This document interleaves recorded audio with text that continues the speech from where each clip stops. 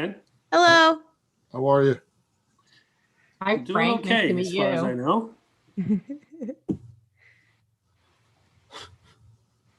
We don't know either. It's a conditional world. We're waiting for tests. Okay, we're live. Mayor, do you want to start?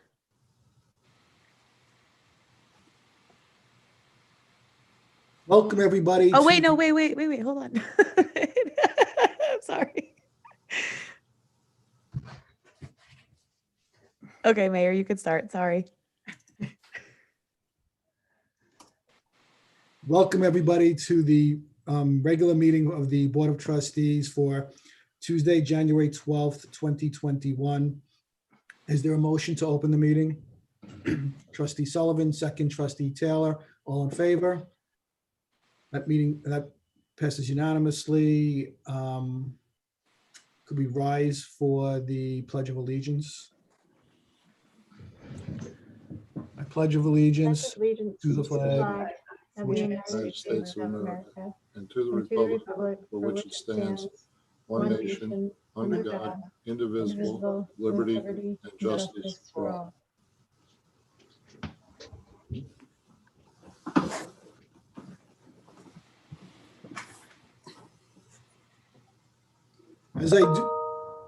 As I do for every meeting, I will read the instructions on how to participate in this meeting. During this pandemic, our statutory board meetings will be conducted remotely. You'll be able to participate via Zoom, by internet, or by telephone. The videos can also be viewed after each meeting on YouTube and will be posted on the village website. If you have a comment, question, or concern which you would like to make, please email the village clerk by 3 o'clock on the Monday before the meeting. Be sure to include the meeting date, agenda item that you would like to address.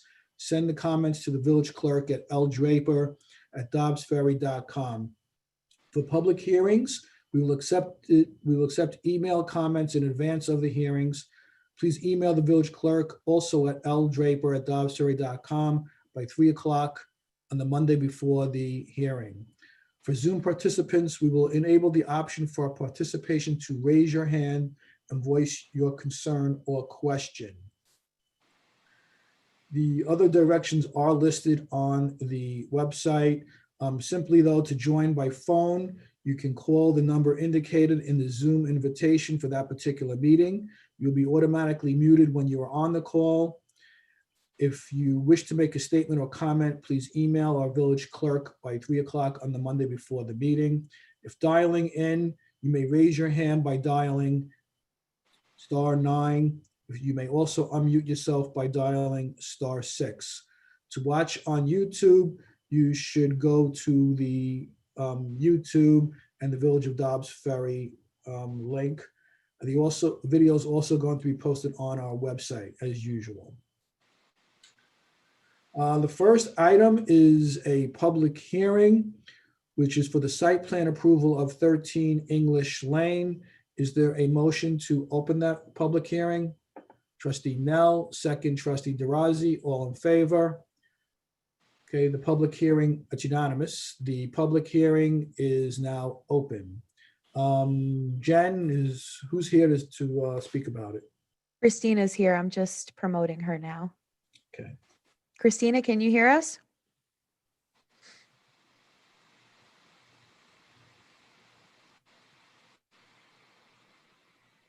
Hi, good evening, everyone. Good evening. Welcome.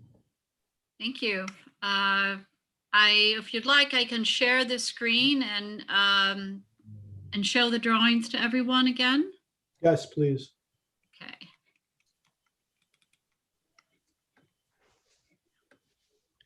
Since this is a public hearing, if you'd like, I can take you through the drawings and give you a general idea of our proposal. Yes. All right. Okay. 13 English is a proposal for 3 new townhouses. And this is our color scheme. And this is a description. If you can everyone see the drawings, first of all? Yes. Okay. So this is the front elevation that you would see from the street from English Lane. We have a garage that's on the lower level, and then 2 stories of townhouses above. Our site plan is the next slide here. Is showing that we will have a sidewalk in the front of the building. During our process reviewing the drawings with the planning board, Westchester County sent a letter to ask for a sidewalk. So we introduced this sidewalk here and pushed the building back. And we were granted, or I think the planning board recommended that we get a waiver for the rear yard setback so that we could push the building back. So this site plan is showing the entry to the driveway in the front, and these arrows are just showing all the entrances to the different units. In the back, there'll be platforms and steps going to individual backyards. This is our area map just showing the location of the site. Could blow this up a little bit. Let's see. English Lane is a very quiet, narrow street that comes off of Ashford Avenue. And the site is right now an open land that's undeveloped. It is in the downtown transitional zone. And we are meeting most of the zoning requirements except for the rear yard setback.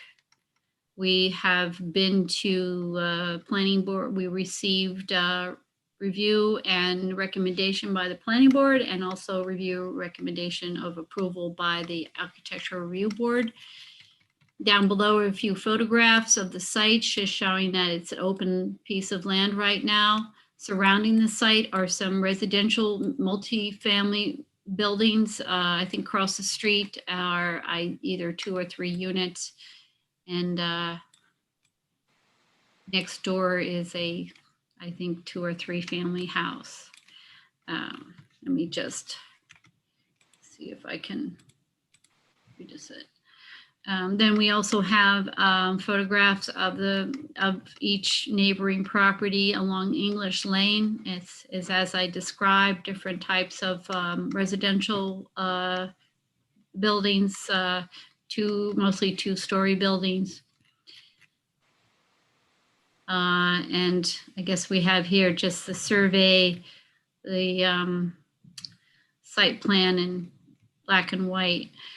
Now I'm showing you the floor plans, the ground floor plan to this building that we're proposing. Will have a garage that will have 6 spaces.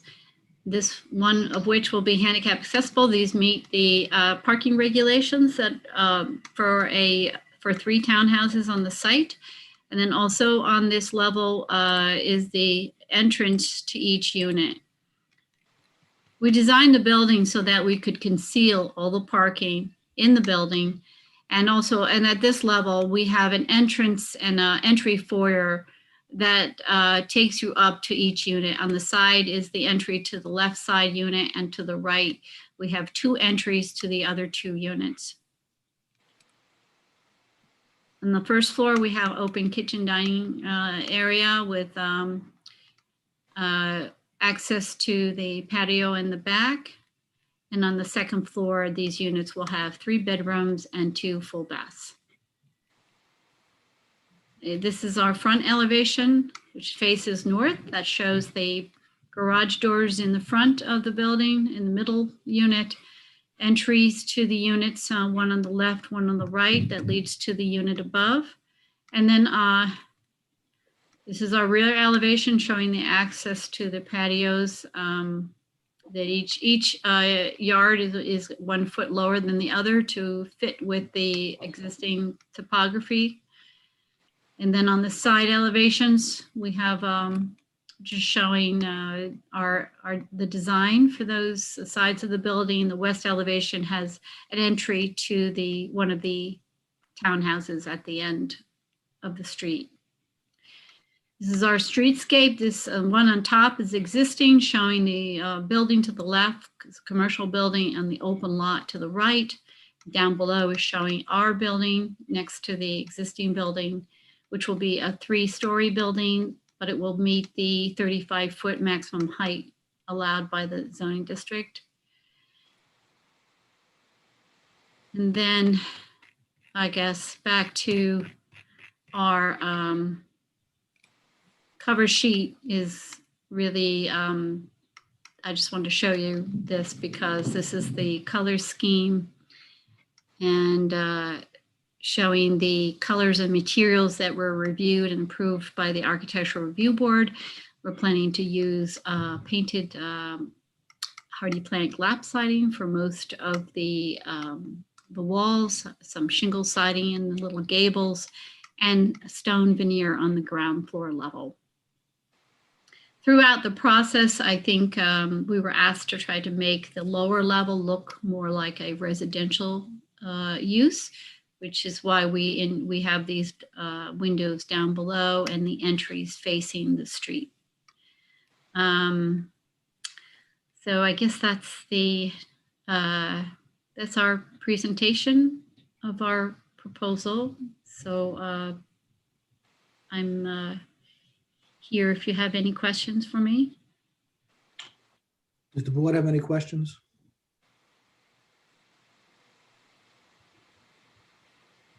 Christina, are these going to be condos or apartment rentals?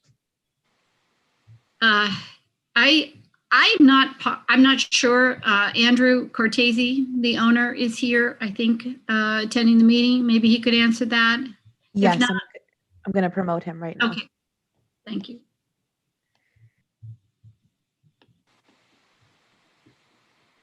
Andrew, can you hear us?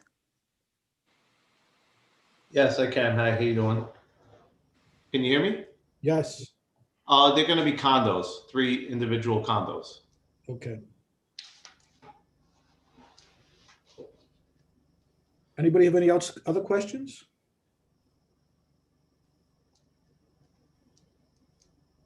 Okay, Jen, is there anybody from the public who have any questions? I don't see anyone with their hands raised.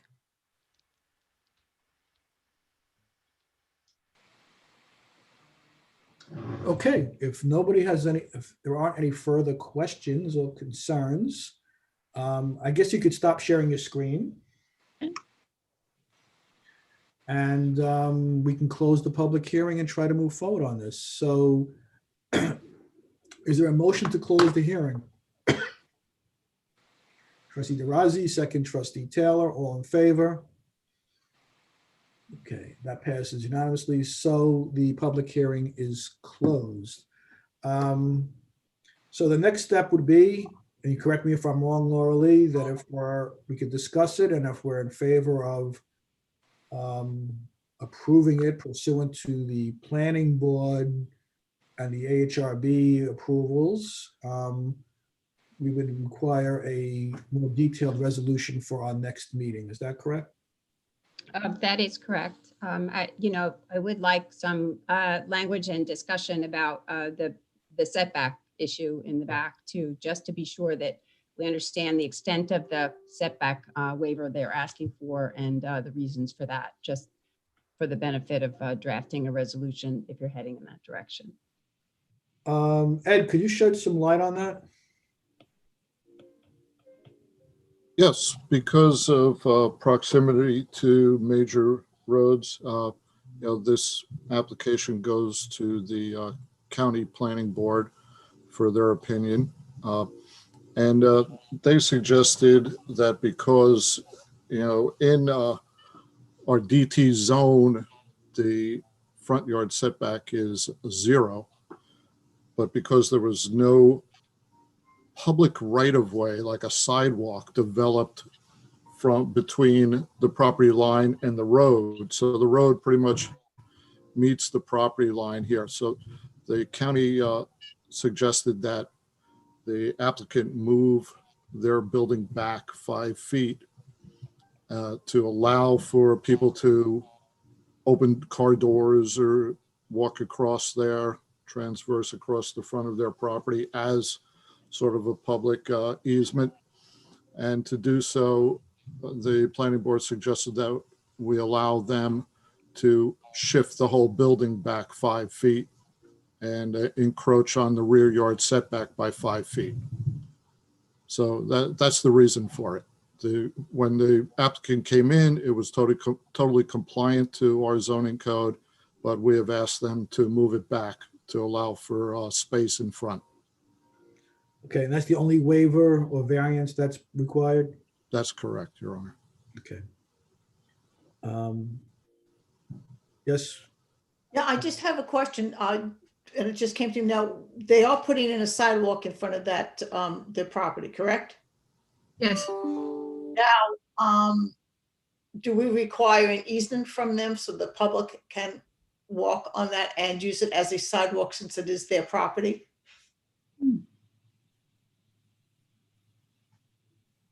It's not in the public, it's not in the public right away. It's literally. No, it's their On property. their property.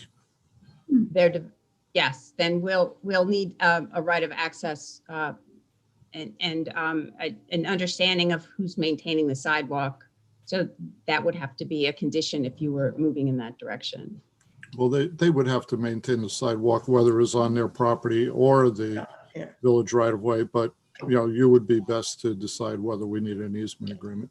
Yeah, I would suggest that we do have an easement that's actually recorded. We've run into this in the past, so having the right of access on that would be a very helpful arrangement. okay. You think that would be an issue, Christina, at all, or Andrew?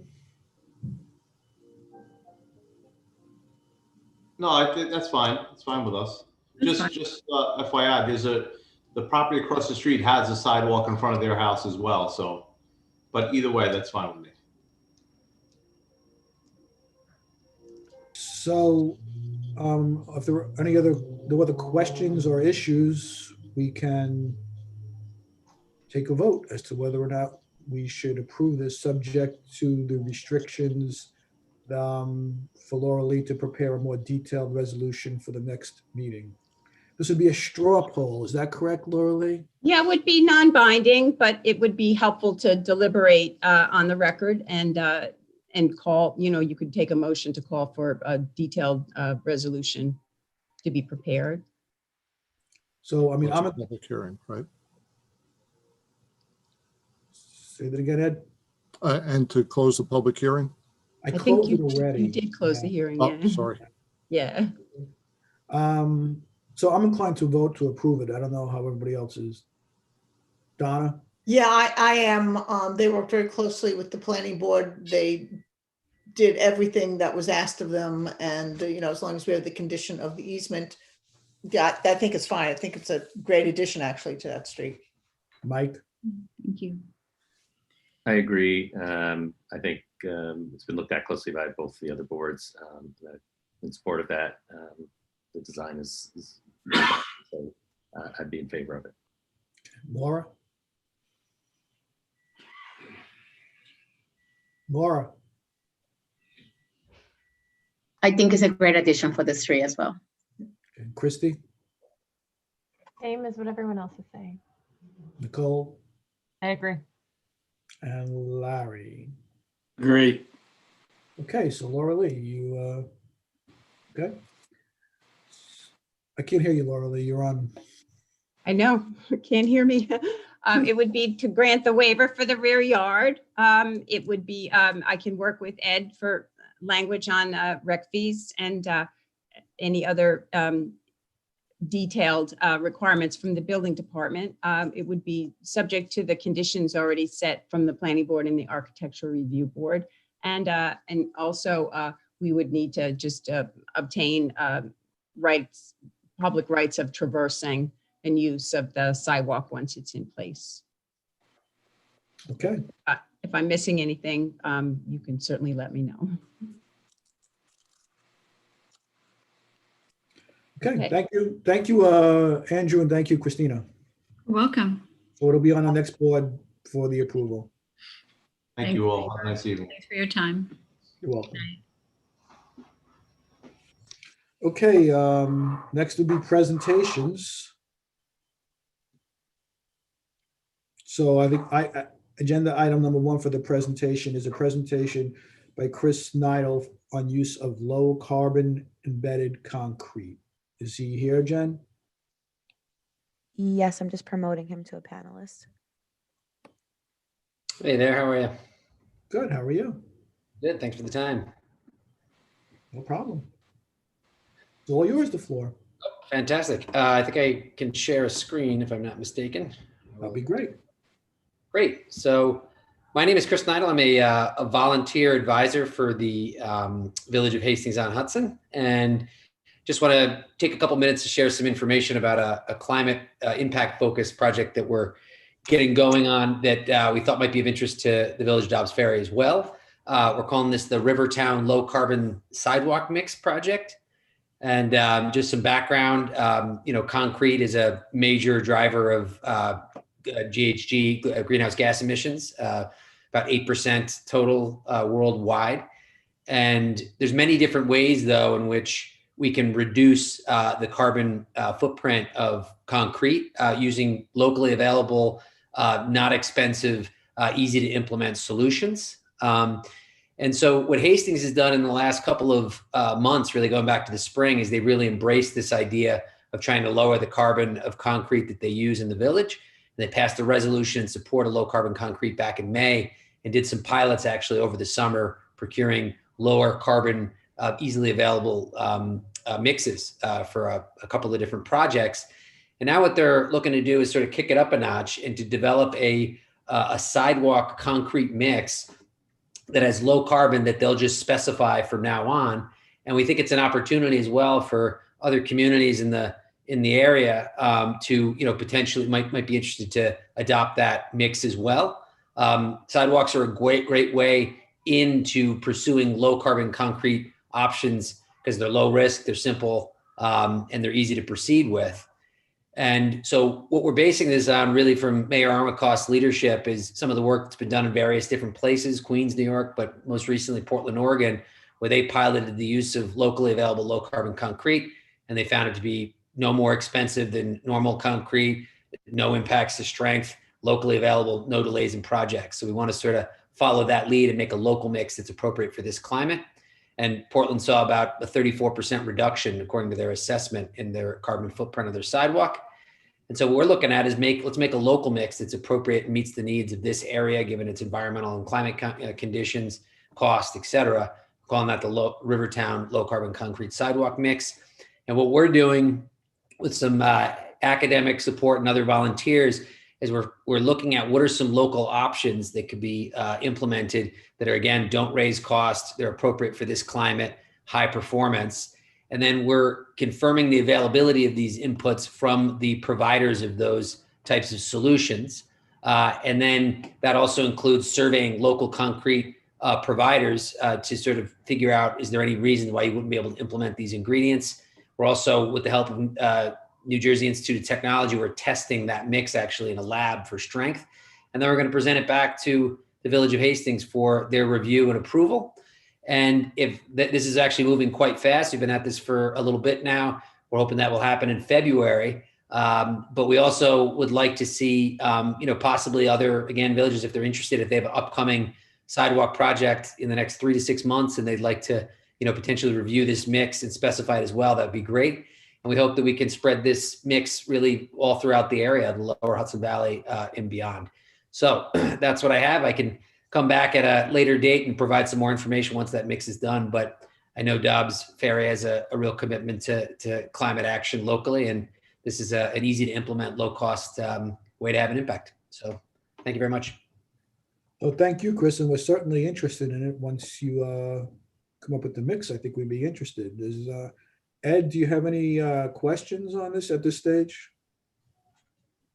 Yeah, I think we could work with Laura Lee to write up a resolution of how the village could mandate this use on sidewalks. And then I think there's probably possibilities in other areas as well.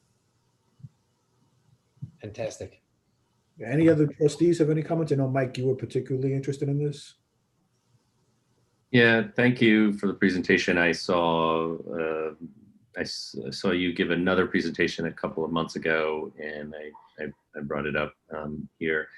Do you have any information to share with the board about the differences in the sort of carbon footprint of a typical concrete versus what the aspirations are for this new mix, and perhaps any suggestion about what Ed just mentioned, where this could go in the future? Do you see a great potential for this to become a new kind of standardized part of our energy code, or whether that's local or at a state level, and what things we can do to move that forward starting? Yeah, absolutely. There's a lot of wealth of information that I can absolutely provide, particularly on the types of options that are really available here that you'll want to consider for sidewalks that also have application in other forms of construction. So I'd be happy to send that to your way. I'm in touch with Ed, and I can share that. And we think that sidewalks, again, are a good baby step to sort of test this out and learn, but there's certainly other things that could be done. Have a more expansive procurement policy that specifies low carbon options. The city of Hastings, or the village of Hastings, is following the lead of some other jurisdictions around the country, actually changing their building code to incentivize the use of it. It's an incentive-based program. So a number of different things, which I'd be happy to elaborate on. And I'll be sure to get in touch with you through Ed. I'll give you as much information as you want or need. Thanks. You're welcome. Thanks for your interest. Anybody else? I would only be, I'd be just concerned about, excuse me, the mix for this area, its strength as concerns like, say, salting, we get ice, and will it hold up to that? Yeah, that's the main thing that we're really going for, is a local mix that meets all of those constraints. That's what we're testing for. It's got to be, frost thaw, salt. It's got to be cost effective. It's got to be locally available. That's what we're doing our analysis of. It's meant for here, but that's a great question.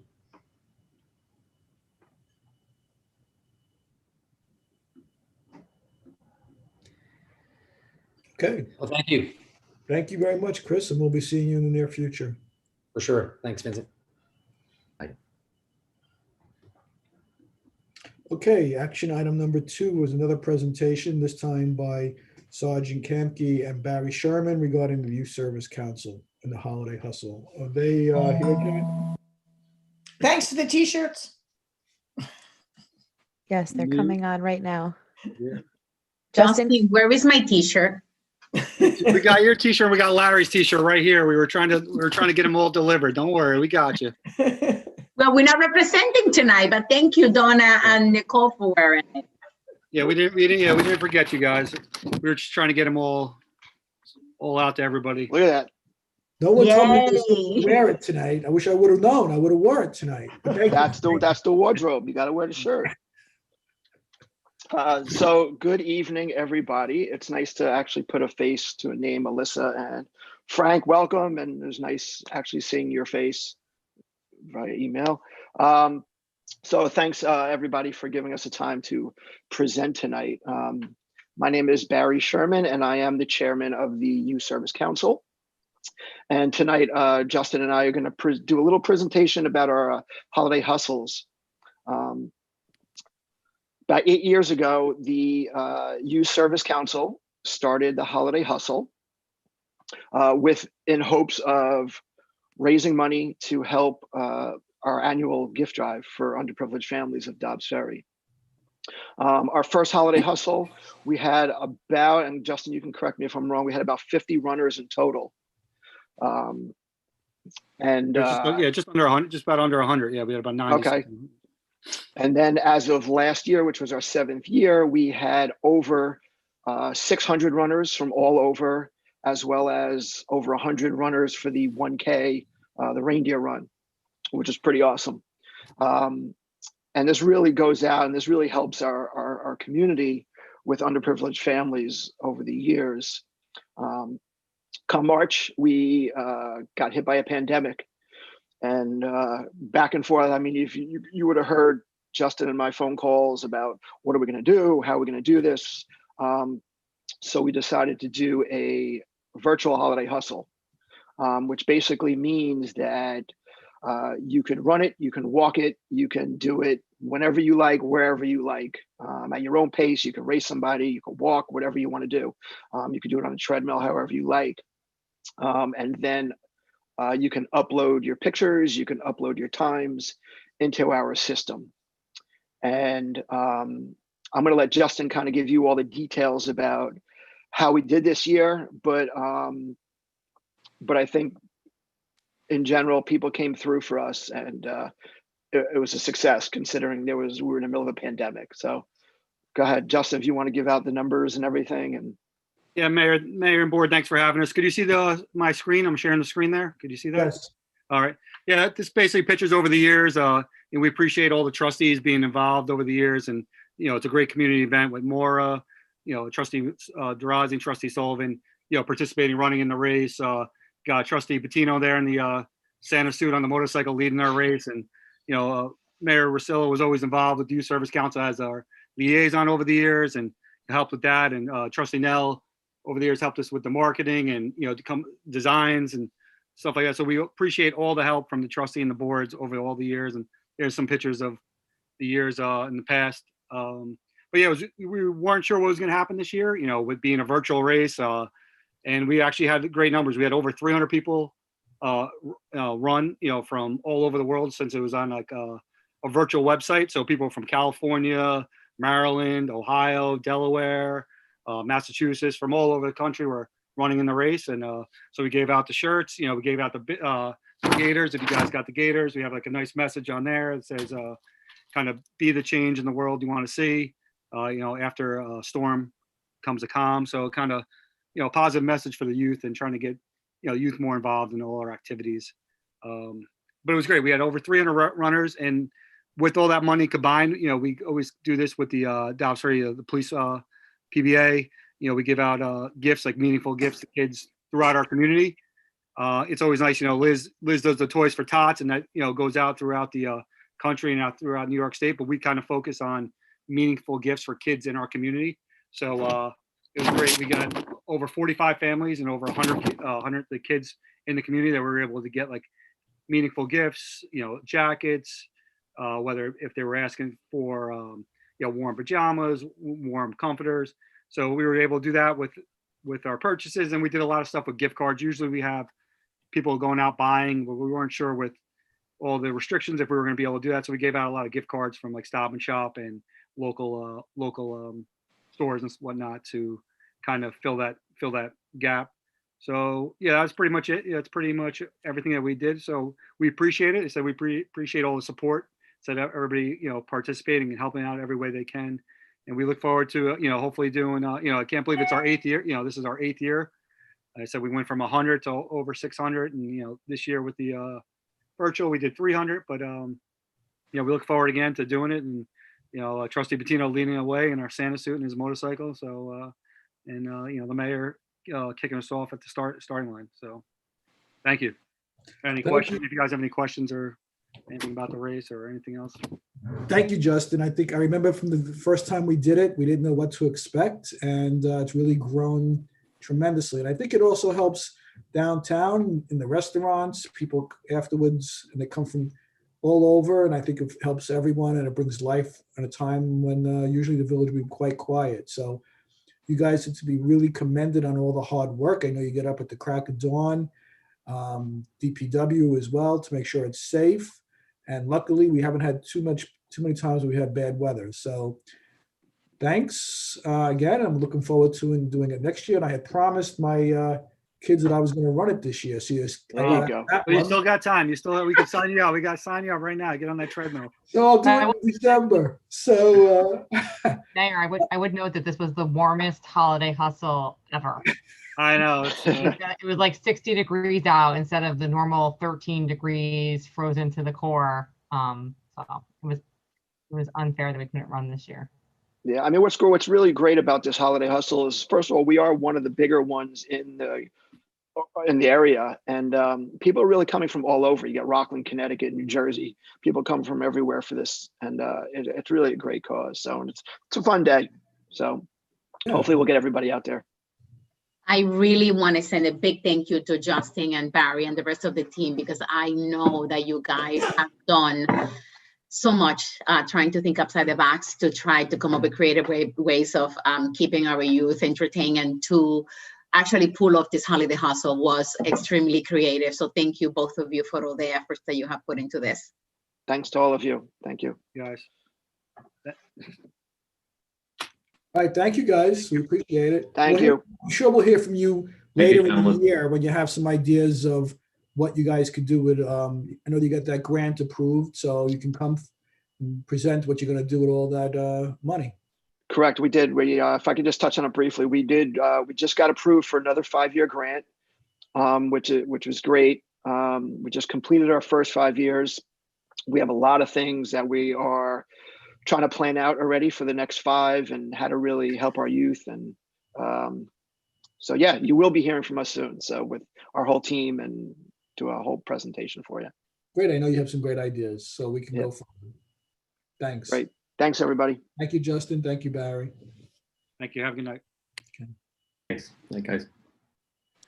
And now it's action item number 3. Frank, are you going to be stepping in here and pinch hitting for Jeff? I'll be doing my best to pinch hit, yes. Wow.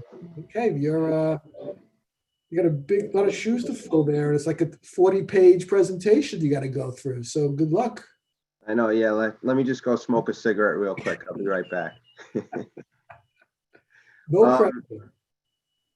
Yeah, so I think Brendan's going to be, handling the presentations and presenting the financials. I didn't get to work with him, but, and actually this is, I've just talked over emails, but Brendan, it's nice to meet you. So I'll give it over to you. Hi there, everyone. I don't have T-shirts for you, and I don't have any cool stories. I kind of wish I got to follow the concrete guy rather than the youth council guy, because they were just full of energy and they seemed like a good time. I'm going to keep this short and sweet for you. Brendan, could you just tell us who you are, where you're from? Sure. My name is Brendan Kennedy. I'm a partner at BST & Co. CPAs. BST is a regionally based firm. I work out of our Albany office, but I travel the state working with different municipalities, including quite a few in the Westchester area. We've been working with you folks for about 3 or 4 years now. I think this might be our 4th year. We also audit the LDC as well. And that's just a quick overview. BST audits about 100 plus municipalities across the state of New York, all the way from the tip of Long Island to Western New York and everything in between. So a little background on the firm for those of you who don't know us. This obviously was, this is my first time not being on site, being able to present in front of you folks live. Usually we stop at the Half Moon for lunch or dinner beforehand and make our way up for the presentation. No one invited the mayor ever before. I never got invited to Half Moon. I don't know. I think the first year I did it, it was, someone mentioned the bizarrely warm weather. It was in October, and it was certainly warm enough where you could sit outside and you could see the Manhattan lights in the background. It was just fabulous. So it's an annual stop now. Rather than a formal presentation, I thought I would just kind of walk you through the key deliverables. Everything is sitting in draft form right now. And to kind of cut to the chase, we had very positive audit results.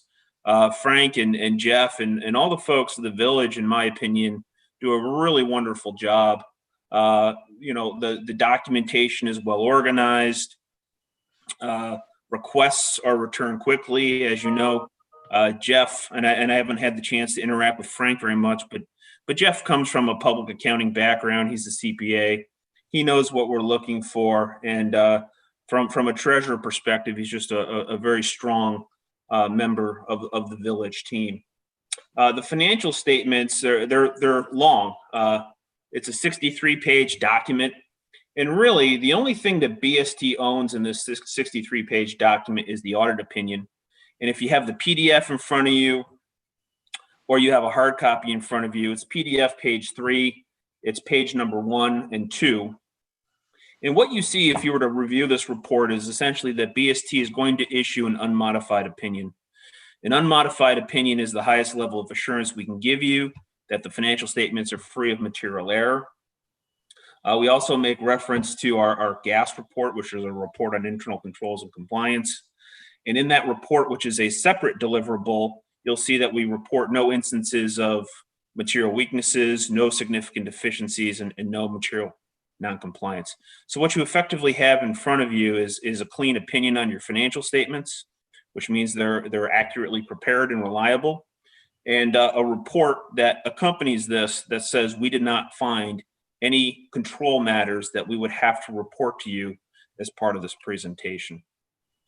So if you had to cut me off right now, I could stop, but I certainly have a few more things to say, and it's just very positive news from an audit perspective to get those kinds of things. The context of the financial statements did not change significantly from the year over year. We had a good year as it relates to the 5/31/2020 ending period. That was right when, just before some of the ramifications of COVID were hitting us. They were just starting to hit us. The shutdowns hit us in the March timeframe, but we didn't really feel any effects of the sales tax or other kinds of revenue issues that would materially impact the financial performance for the period ending May 31st, 2020. Also, due to the timing, we had time to prepare as it goes towards our 2020-2021 budget.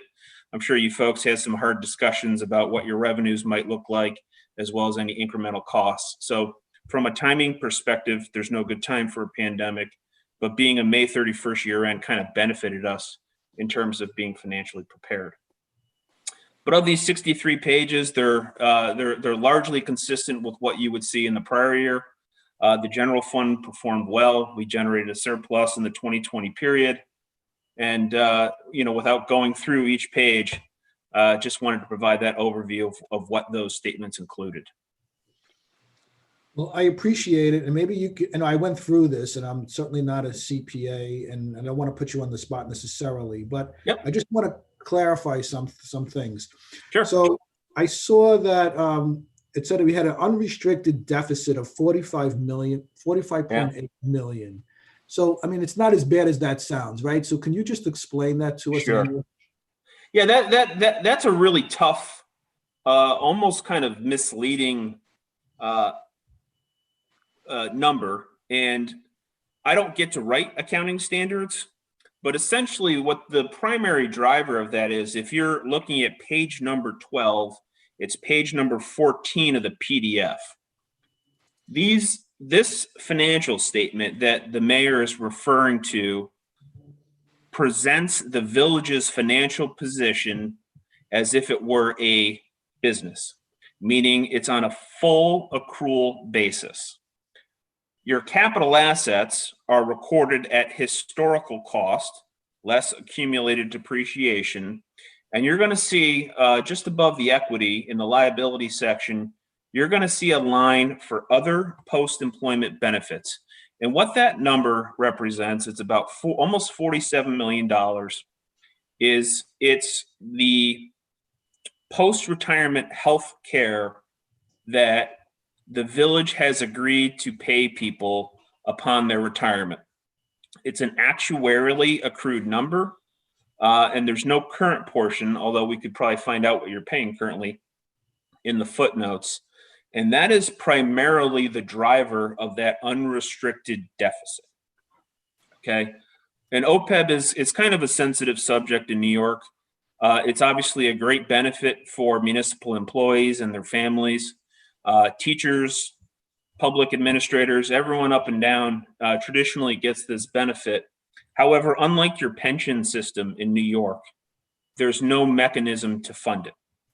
So even if you wanted to start putting money away and investing it on a long-term basis, there's no mechanism in New York State, and you're not legally permitted to establish a trust. So this number just kind of hovers out there, out in space.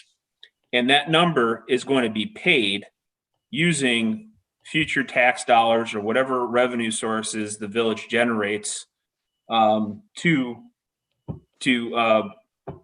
fund that. It's basically a pay-as-you-go number. And every year it just kind of creeps up a little bit due to actuarial assumptions and time. Another And then- large, yep. If I could just interrupt to ask, over what period of time, I assume decades, that number would stretch out? Yeah, and the thing is, you're never really. It does, Larry. That number is a projection, and we could pull the report and make sure it's available for you folks. It's certainly in the treasurer's office.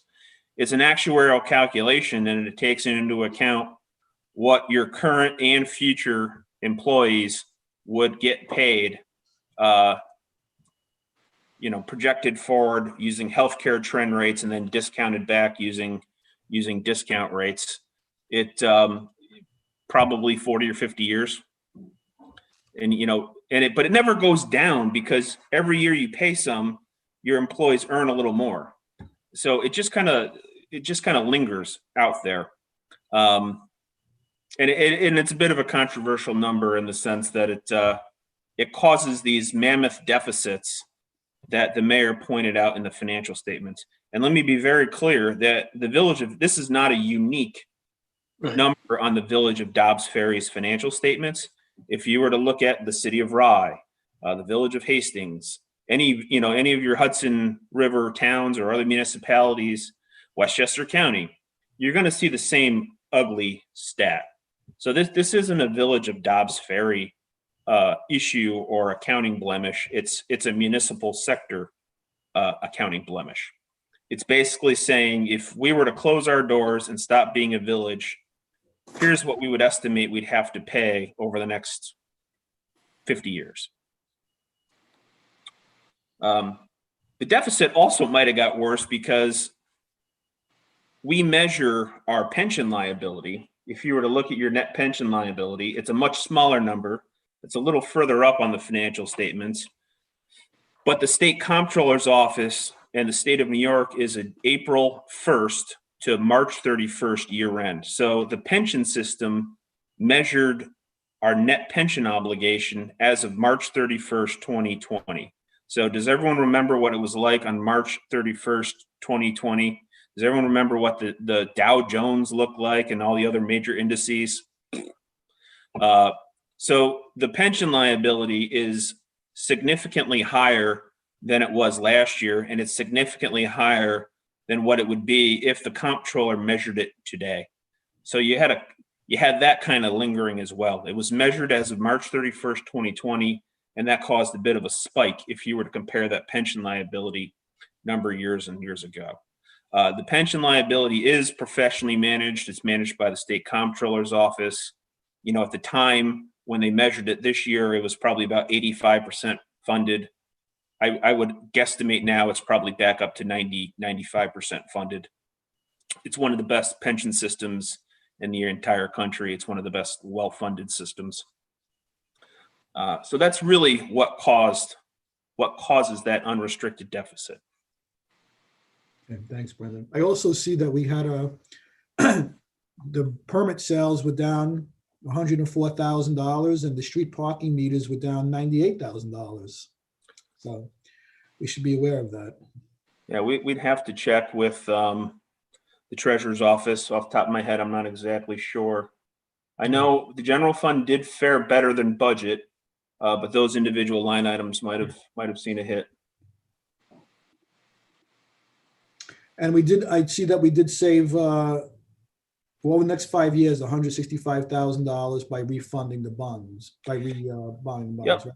Yep, and that's a byproduct of having a good financial advisors. Hopefully, I can't remember who you guys use, if you use CMA or somebody else, but they're always on the lookout. And we don't put that in the statements just because it's nice. It's a required disclosure. But anytime you can take out old debt and refinance it, just like you would your own house on your own mortgage or anything, the village does it as well. And those those savings get directly passed on to your constituents. Thank you, Brendan. I don't have anything else. Does anybody else have any other questions or comments? No, and what I would just tell everyone, and Larry, I didn't mean to cut you off, and I apologize, is please ask me your questions. And also, if you have questions during the year or at any point, feel free to ask. Jeff's got our contact information. Frank has our contact information. Liz Draper has our contact information. We're always happy to reach out. And hopefully next year we can do this in person. Larry, did you have a question, sir?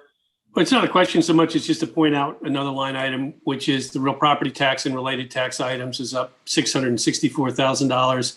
And that was while keeping tax rates in check. And part of that is the contribution from some of the development that's come online within the village over the last several years. Yep.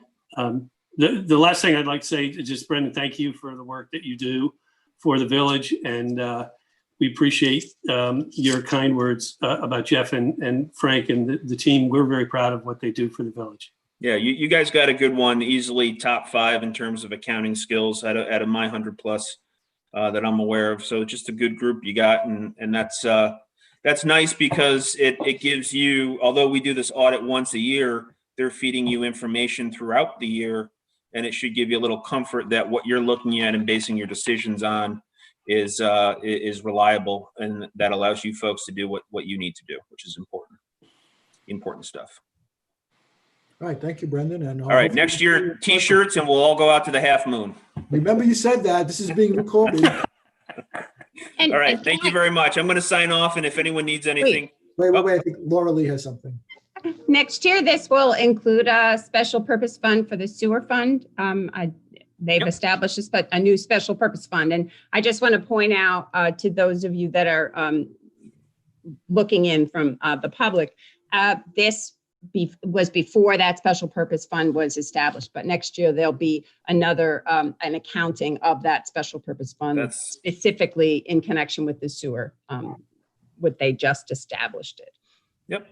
And that fund could be separate to its own, within the financial audit, it would be audited separately and possibly opined on.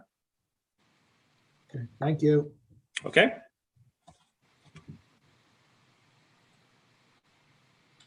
Okay, now we move to courtesy of the floor. Is there anyone here, Jen? Yes.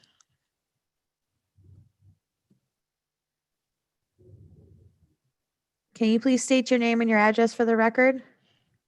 Lee Constantine, Rivertown Square neighbor over there. I just would like to say, Mayor, you and I have been going back and forth with some of the issues that are regarding the lighting trespass between Chauncey Square and RS or Regency.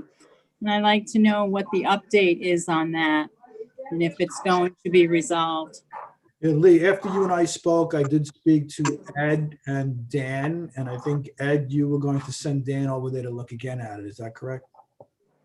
I did. I believe Dan got back to me and said he had, we're talking about from the Verizon store? Correct. Yes. That's one of the issues. He said he measured that and found it in compliance. Well, how come it lights up our home if that's the case? Light is not, if you read the code, the light is not supposed to trespass on any neighbor. No. That's the code. Light travels forever. So there's foot candle limits that is supposed to be at your property line. So he measured that with a light meter, and we can get you those results.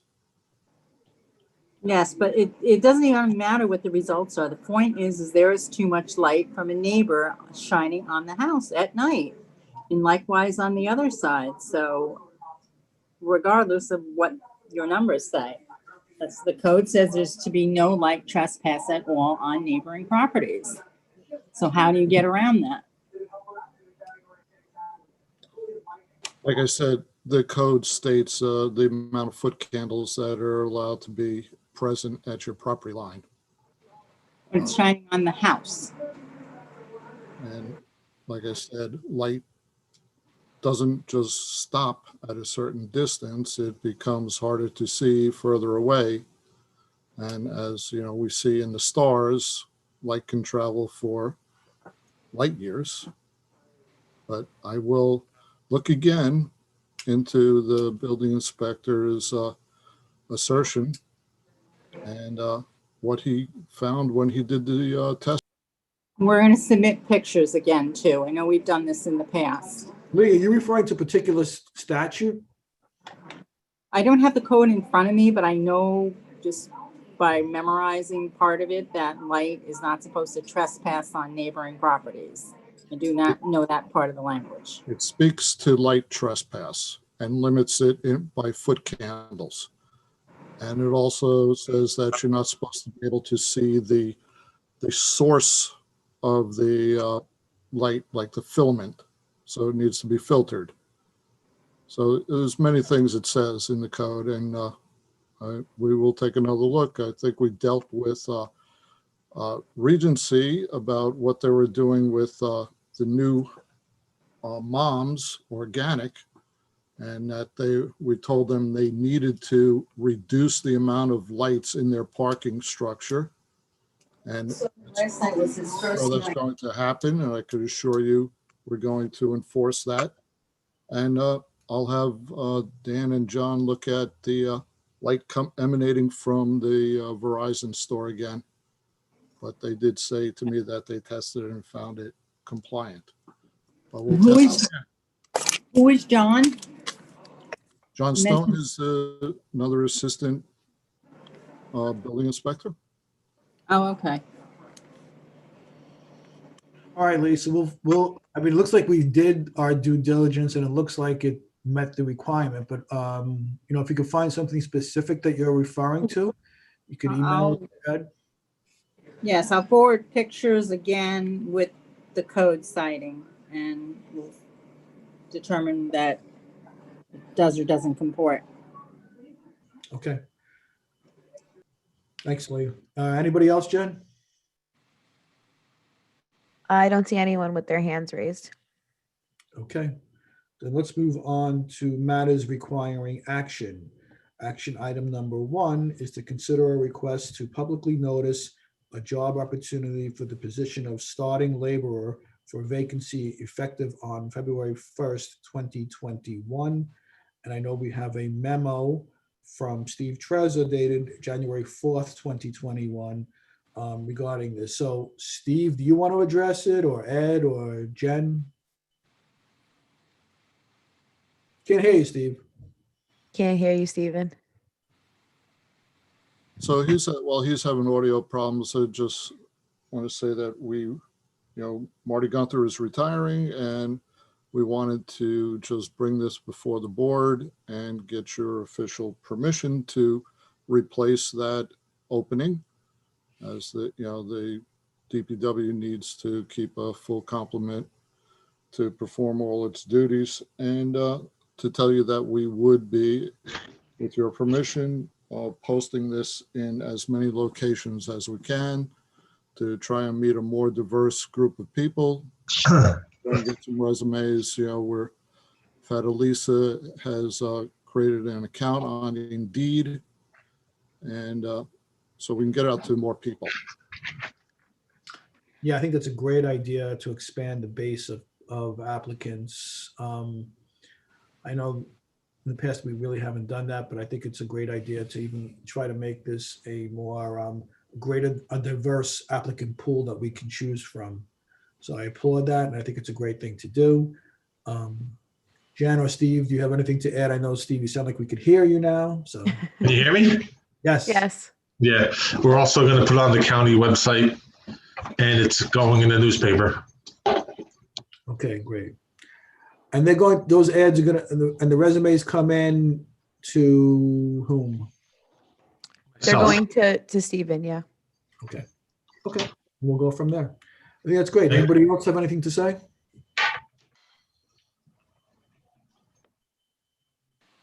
Okay, thanks, guys. And we're looking forward to seeing who we choose from that applicant pool. Thank you. Thank you. Action item number 2 is to consider a request from the property owner of 23 Manor Place to access their driveway over a demapped paper street. We have a a memo from Dan Posen, advised dated December 30th, 2020, regarding this. Certainly, I know that a title search was done. So who's here to speak on that, Jen?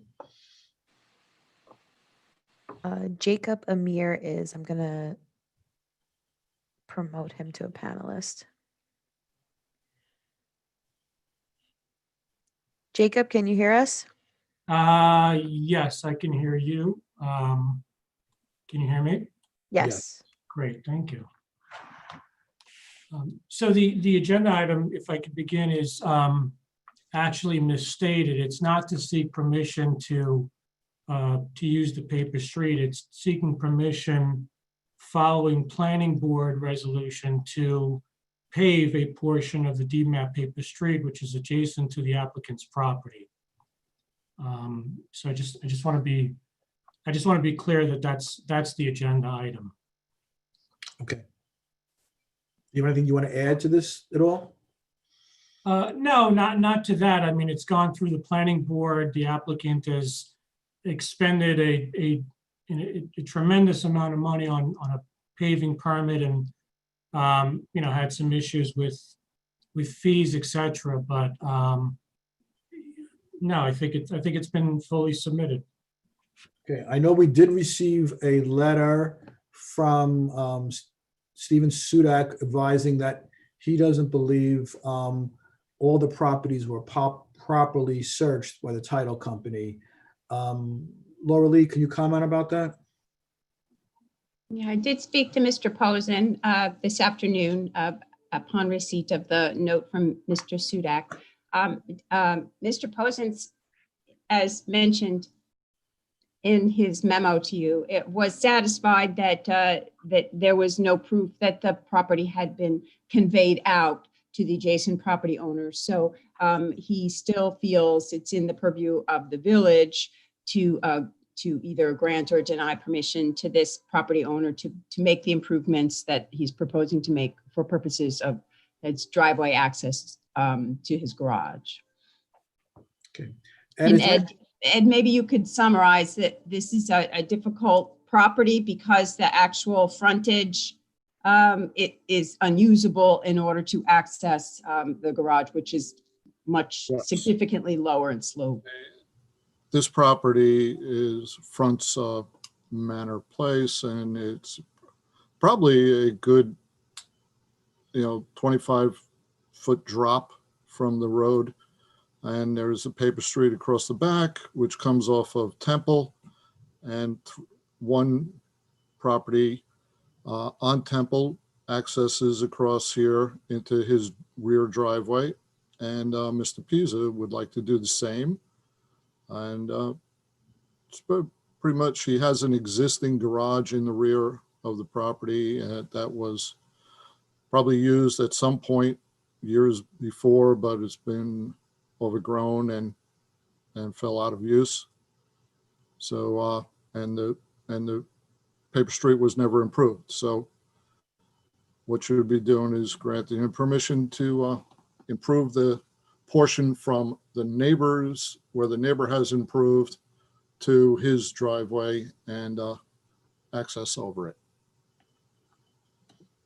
Okay, anybody from the board have any other comments or questions? Okay, so I guess to move this forward, we would discuss whether we should. I think Donna's trying to speak, but is muted. Where is Donna? There she is. Muted, Donna. You're still muted, Donna. Don, can you? Donna. How about now? Yes. Oh, good. Okay, thank you. Sorry about that. Technology.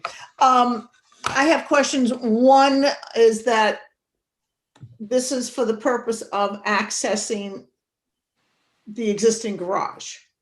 So I want to make that clear. That's what this is for. And two, do we need to grant an easement or anything like that over this property as well, or not? Laura Lee? And the property has not been conveyed out to the but the street itself has been demapped. It's not really a street. I'm going to call it a demapped parcel because it certainly doesn't meet your qualifications and could never have been developed as a street. It just appeared on that subdivision map from years ago. It's not wide enough really to be a street. So because the property is still in the hands of the village, they declared it surplus, they demapped it, but they haven't conveyed it out. So there's still a question as to the village really is the owner per se of the property. So, you know, I'm not aware of what the scenario situation is with the neighbor who has improved it up to access his property. I don't know whether he has an easement over this or whether it's just prescriptive. No. I think he has an easement over the drive, over that property. But I'm talking about the property that he's going to be paving, that we are now being asked to give him permission to do. Right. So I'm trying to say it will mirror the rights of the neighbor because the neighbor is also using it as a prescriptive. It's really a prescriptive easement. It's by necessity to access the rear infrastructure. The fact is, I don't think the neighbor has an easement. I wonder if in this case, because you've demapped it, that easement isn't necessary in terms of providing the necessary approval or permission to make this paving improvement as proposed. I really wish that there could be a site plan shared. Mr. Amir, do you have something you can share from your screen just to show the board? It's been a while since they've seen this, just so they can see the limits of the paving you're proposing. Just yeah, it's gonna take me a second. I can probably pull up a site plan. I'm just looking at the planning board submission, and I want to make sure I'm going to provide the latest one because there were some revisions. But I think if you need an overall, just bear with me one. Yeah, I know. We've been circling around this for so long. I just thought it might be helpful to have a visual for this board since you're at this point, you're looking for the ultimate permission to do what you're proposing in terms of pavement. Yeah, let me yeah, I could probably share this one. You want me to do that right now? Want me to try to do that? Yeah. All right. Can he do that, Jen? Yeah, I think it just would be helpful visually. Yep, this might be an earlier version, but it gives you the overall aerial, so you'll see it. But let me just. Okay. Do you see? Yep. Okay, so you see the shaded area here. So the shade. This is the home, obviously. The shaded area is the existing driveway. Temple Road is here. The adjacent neighbor is using the paper street, which is, I guess, to the south of his property. And that paper street continues. And if you could see my cursor basically circling, that I think is the area that we're talking about here. It's this kind of this area right here. And as I know, there is no easement to the adjacent neighbor. He's been using it for maybe a decade now or more, probably. That he's been using this paved proportion. So we're just going to extend the paved section. We're going to continue it out. To meet up with the improvements that you're proposing in your driveway. Correct, to meet up, right. So we're basically connecting the paper street, the paved portion from what's existing to meet our driveway. That's already been approved by the planning board. And the darker color, for the benefit of anybody looking in, the darker color is that which is on your private property or your client's private property. It's the lighter gray that we're talking about, which you need permission to connect the existing pavement with what you're proposing to put on. Oh, thank you. That's very helpful. Okay, Just yeah. so we're clear. Yep.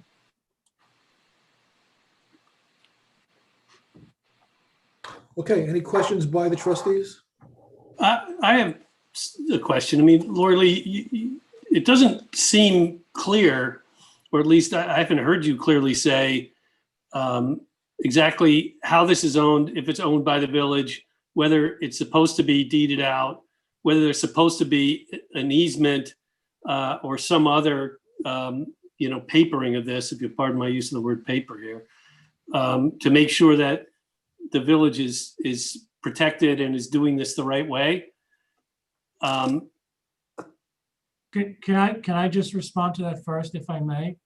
We provided fairly exhaustive reviews on that issue several times, both to the planning board and to the village attorney. And as I understand it, the last sort of concern was just doing a title search. We did our own search and we provided the same records which a title abstract did, which Mr. Posen wanted. But that issue of ownership has been, addressed several times before. There's a documents and submissions to the building department where they gave approvals to the neighbor, which included work over that paved road.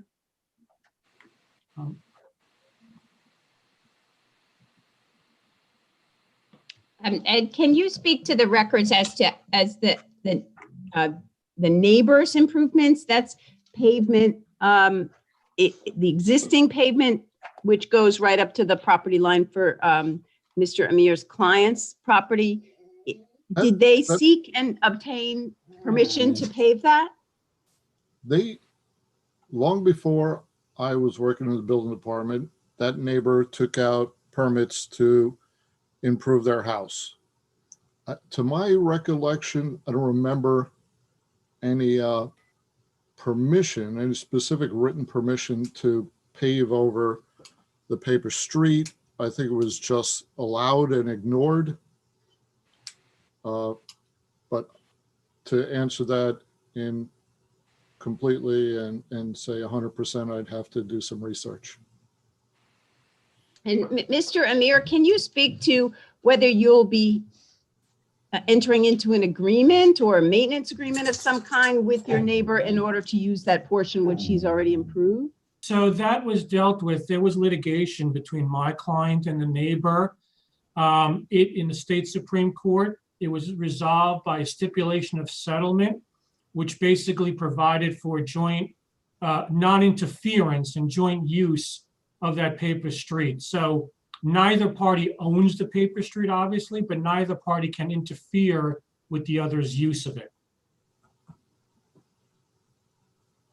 So Larry, to your point, it appears that the village still owns, for want of a better word, owns, despite that they've demapped it, they still own this. And the title searches and the abstracts provided do not indicate any conveyance of the property within the paper parcel area. So yeah, the village owns this. So, and I'm not necessarily against this or think it's a bad idea.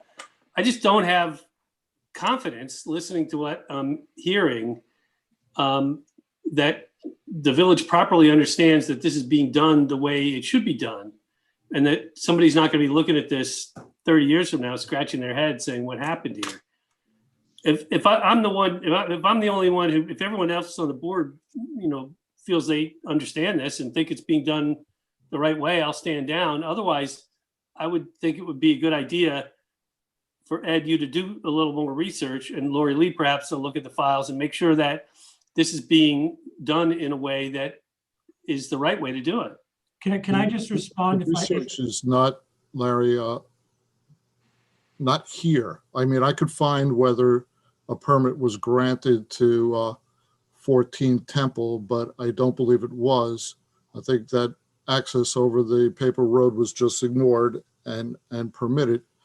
But the whole question of what happened when the village demapped paper streets is one that has not been able to be answered by many attorneys every time I've asked. So, I think Mr. Posen did a lot of research here with this applicant and came to the conclusion that, we don't know everything we possibly can, and that we're assuming that because each subdivision is created in a different manner, that different laws would govern as to, once it's demapped, whether the property goes back to the village or it is given from the midpoint to each adjoining property. We're not sure how this subdivision was created, so it's hard to answer those questions. And after much research by attorneys, we still haven't found that answer. I'm sorry. Yes, go ahead. We went through this exhaustively before the planning board. We had to change our site plan several times in response to the village engineer's requests and direction. So how this is going to work, the paving, the mechanics of it went through the planning board, and the planning board gave its approval for the permit.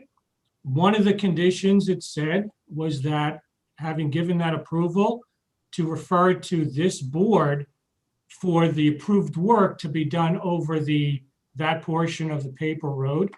The issue of ownership was exhaustively laid out. I could submit to this board all of the letters and all of the emails and documentation. And then finally, the title abstract did a search from the original subdivision right up until the present day. And that included the demapping resolution that the village had issued. I don't have the year in front of me and why. So I don't think there's any more that can be produced. Everything, if I may say, under the sun that exists has been provided to the village. And I would hope that when Mr. Posen told us, the only thing he needs is a title search, and we provided the title search, we've satisfied everything that the village has asked. Laura Lee, are there any, if we grant this, are there any potential negative impacts on the village in the future? Well, because you've already demapped it, you've determined that no one derives a benefit from it and it's surplus. So the remaining step in any demapping would be conveyance. So the only negative aspect would be you're now tying to property owners to property that you no longer want, and you would have to get an agreement between two conflicting property owners that the access could continue to be granted.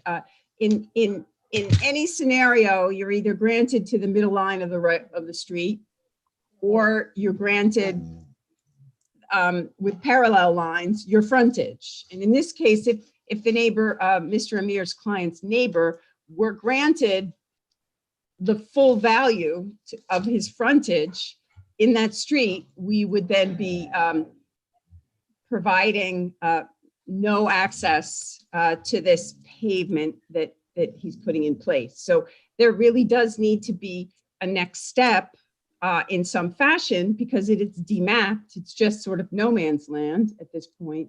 But that would require some cooperation between the neighbors in order to make this happen. But there is a stipulation in a court order which clearly says they're not going to interfere with each other. So, we would have to, the village would have to determine at this point the conveyance and that level of non-disturbance in terms of, mutual agreement. But this wouldn't interfere with any conveyance plans in the future if we decide to convey, from the property line, et cetera, between the others. How does this? It would put a monkey wrench in, because you would be marrying these two property owners together in terms of an agreement for access. That's all. But they seem to have something in place at the moment, so formalizing that would be part of any conveyance of the property. So just so I'm clear though, it's your opinion or your firm's opinion that to grant, you don't see any legal impediment to stopping or not approving this because the title searches were done and it seems that we can go forward with this particular matter. Yes, it clearly, the title report, because of the lack of conveyances, assures you that the village owns the property. So any permission to improve the property would need to be in the hands of the board and would require license rights or an easement right or some form of right to public property. So we can grant this subject to your preparing a resolution that would be sufficient to meet those requirements? Yes, it would be, you would need a condition in any resolution that the property owner would acquire the appropriate level of rights in order to make these improvements. And it would have to be beyond just simple permission, because again, the village owns property in its name for the benefit of the public. So if you are going to reserve it for the benefit of a single member of the public, you need to make sure there was a license agreement in place, because you haven't conveyed it. So you would need to make sure there's the right, and it would have to be non-exclusive. It would have to be a right of a license in order to leave these improvements in place. Mr. Amir, what's your interpretation of that? I think that's generally accurate. I think this board can grant the application as is without a conditional license to be given. I also, which would have to be included there, but I think that to the extent that the board would include a license to pave, I don't think that's unreasonable. I think that actually gives the board legal reassurance that what it's doing is proper, if I may say that. So I think that makes sense. And if in some time in the future, there needs to be a discussion regarding ownership or conveyance of ownership, like Ms. Dixon said, and I said, there is a stipulation in place which requires the owners to work cooperatively. So that could be done in the future if necessary. Okay, I do think we have to look at this demapping situation and really address it village-wide. But in this particular situation, I mean, I'm satisfied if the attorney, if our village attorney is satisfied to move forward with it. So I just want to take everybody else's opinion and then we can move forward. So Donna, how do you feel about it? Excuse me. We hear you. Okay. I don't know if I'm off or not. Depending on the resolution, the stipulations, yeah, that would be okay. Okay, Christy? Same. Laura? After the proper review, yes, okay. Okay, Mike? I'm okay moving ahead with this. Larry? I'm not against it conceptually. I'll spend some time between now and next week, or next 2 weeks from now, to make sure I understand it better. Okay, Nicole? I agree with what Larry said. I feel the same way. I hear what they're saying about the title search, but if the title search wasn't run on 2 abutting properties, if Mr. Sudak's right, that there were 2 additional abutting properties, I'd feel better if we just had the title searches for those 2 properties too. I mean, it just takes away any question about it, right? Can I just add something to that, or just the title search was done on each of the lots which are adjacent to the paper street, plus Mr. Pisa's own lot. So there were actually 6 lots, but all the lots Mr. Posen requested title searches on, and I think those were done. Okay, so I think we have a majority enough to prepare a resolution for next time. So Laura, if you could work on that and we could vote on it at the next meeting. Sure. And I would like to attach the condition that there be a license agreement in place. Any improvements in the public right of way really should be subject to a license granted directly from the village. I think we've done in the past when people have been improving, things in the right of way, such as stone walls, such as their sidewalks, such as, this license should be part of your approval if you are going in that direction. Would we be able to see that before the next meeting to review and work with you on that? you can prepare a proposed license agreement and send it over. It's going to be a condition of the resolution as I draft it. So yeah, we have any number of scenarios, and I can work with Mr. Manley to get some samples of actual license agreements that are in place for people who have repaired retaining walls, rock walls, tree wells, those kinds of things. If they're within the right of way, we need to set out the roles and responsibilities of the individual. Another quick question. Are we indemnified for this so that? Well, that would be a part of the license agreement, Yeah, because right. we can't take on the responsibility to maintain, upgrade, because it's not going to be brought up to street standards. There's no question that it would be conveyed. It can't be used as a street. It's simply a driveway. Okay, so you two can work together on it and. Mayor? Yes. I'm sorry. I know it's not a public hearing, but we do have Lynn and Steve Sudek with their hands raised. Okay. Lynn, can you hear us? Yes, yes. Sorry, just a couple of things have come up. The first question was, last summer, Steve, I would say hang up your phone. So there's only one of, because there's an echo.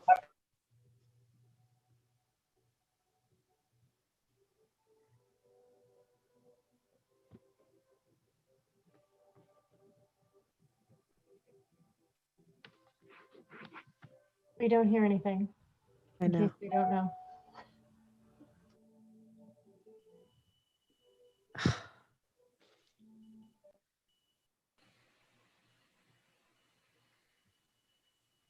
Lynn, can you hear us? Yes. Still a bad echo. it's still echoing bad for me, and I'm gonna do this. Sorry. Sorry. Well, that seems better. So go ahead. The first question was, I thought this was going to be in advance of the public meeting. And now I get this, title search done. Still don't hear anything. We can't hear. Yeah. Steve, I can hear One you. of you has to disconnect because you both are standing too close. That's why we're getting an echo. Okay. I will, Steve, I'm going to leave. I'll leave the meeting.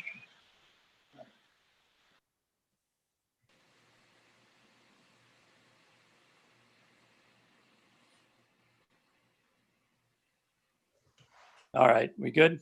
Yes. Boy, technology is everything. Okay.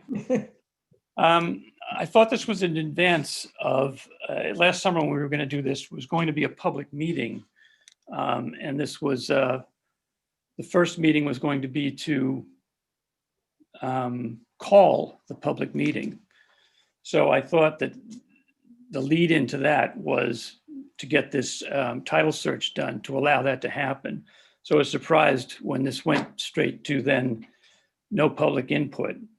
The second thing is, so I just wanted to clarify that. I didn't think that this was supposed to go this way. I thought it was going to be a public meeting. The second thing is that it was really interesting that the plan that Mr. Amir flashed up on the screen was in fact the last available plan shown at the planning board for the public to comment on back in June. And if you can recall back to what you just looked at, it has a little bend out to the west to connect to the paved section of the paved street. And there's a little tiny piece extending to the east, just a couple of feet. Last summer, they gave you a plan that shows the paper street paving extending extensively further across to the east. And that's not what they showed you tonight, but that's what the planning board was ready to approve.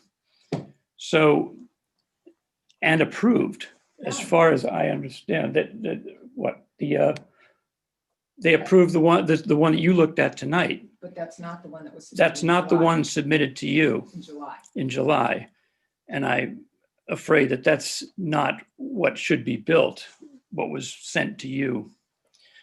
But that all being said, the main thing I ever wanted to say in all of this, and I would respectfully request that it happen, is since you've got still jurisdiction over this paper street, all the applicant wants to do is reconnect the garage to his existing house that's underneath his existing house at 23 Manor. It's fed by a driveway. It was fed in the 1920s by this driveway that fed out, turned across and went out to Temple Road. He just wants to restore that driveway. If you could add a clause that says that you would grant this with the provision that it may not be used to access any further lots or any further development. That's all. Okay. I was just looking at the planning board resolution, which was passed on July 2nd, 2020, and they have a number of conditions in their resolution as well.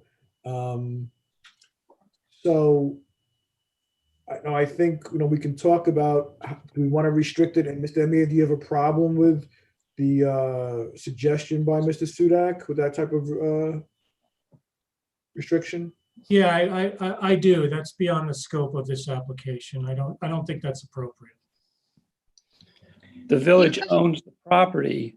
You're going to be granted a license. The license would be specific to the use and the improvement, the extent of the improvement. So I in my thinking, when I mentioned a license agreement, I assumed that it would be for a driveway improvement and that they would be restricted for use to access your garage. It was never an intention.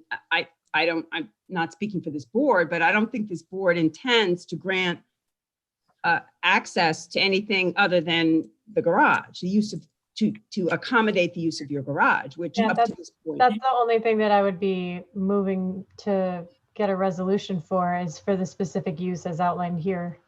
We're not. May I speak? This is Lynn Sudak. I also raised my hand. Not everyone on the board is aware of the history of this property, so I just want to restate it again and reiterate what my husband said, which is that the plan that was put before you tonight was the one approved by the planning board, but the plan that was submitted to you over the summer is different from the one that you saw tonight that was approved by the planning board. So if this is the one that Mr. Pisa wants to improve, then that's fine, because the planning board approved it and we all saw it publicly. But there is another different plan before you. And so I would just urge you to look at both. But the other thing I want to say is that the history of this property is this, and not everybody on the board may be aware. When Mr. Pisa first bought this property several years ago, he came before the planning board with a proposal, 2 different proposals, to subdivide and build another house on the property, which would have a great impact on our property and all the neighboring properties. Both of those plans called for access through the paper street, and both of those plans were rejected by the planning board. Our fear, and that of our neighbors as well, is that once Mr. Pisa is able to access the paper street and access this driveway over the paper street, that then his next step will be to come back with another proposal for subdivision to put a house, because now he will have access. So that is why we are asking that a clause could be put in that would restrict his access from the paper street to only access this driveway, to have ingress and egress from the existing house and no other development for future development, because this is not coming out of a vacuum. This has been Mr. Pisa's desire since he bought the house. And we just see this as one step further in that process. We have no problem with him having ingress and egress to the existing driveway and the existing house at all. Moreover, adding that clause that you might consider adding would be consistent with your resolution that demapped the streets, that you did it for the purpose of preserving open space. And it would be consistent with your vision plan, which specifically related to this section of the village called the Knoll, was to keep development off the paper streets. Okay, so thank you, Mr. and Mrs. Sudak. What I think the board's intent is only to allow access to that driveway, and that's what the resolution will be consistent with. So if you can't work it out in time for the next meeting, we won't vote on it. That's all. So my sense is just that we'll put it over to the next meeting with the intent to pass a resolution that restricts it just to that access to the driveway. Okay?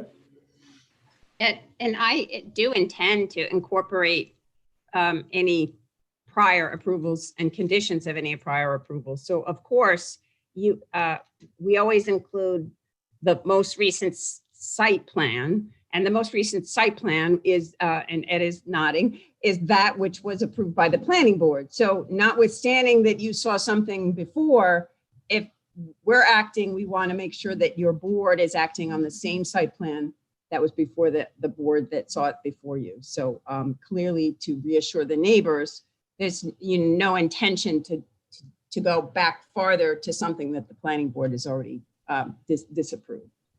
Okay. Thank you, everybody. We'll move on to the next action. Action item number 3 is to consider a motion to accept the audit statement for fiscal year ending May 31st, 2020. Is Frank still with us? There he is. Frank, do you have anything you want to add to this? No, nothing to add. Okay, this is just normal course of business, right? Yeah, this is just a normal course of business approving the financial statements that Brendan presented. Okay, so is there a motion to accept the audit statement for fiscal year ending May 31st, 2020? Trustee Taylor, second. Trustee Patino, all in favor? And that passes unanimously. Thank you. Action item number 4 is to consider a motion to approve changes to the sale of waterfront parking permits to non-residents and prorated permit costs for sales to May 31st, 2021.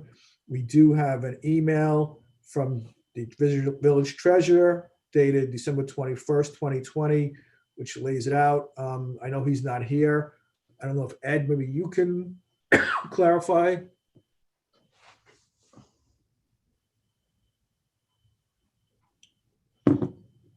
So this is the changes that the chief asked for, I believe, and we're also moving the date of sales to.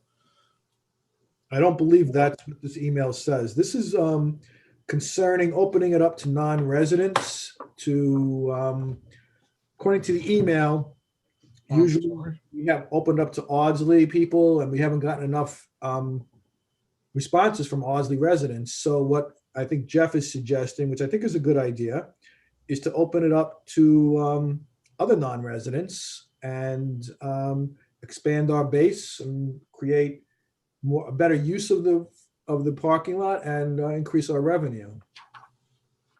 I think that's a very good idea. I was down there.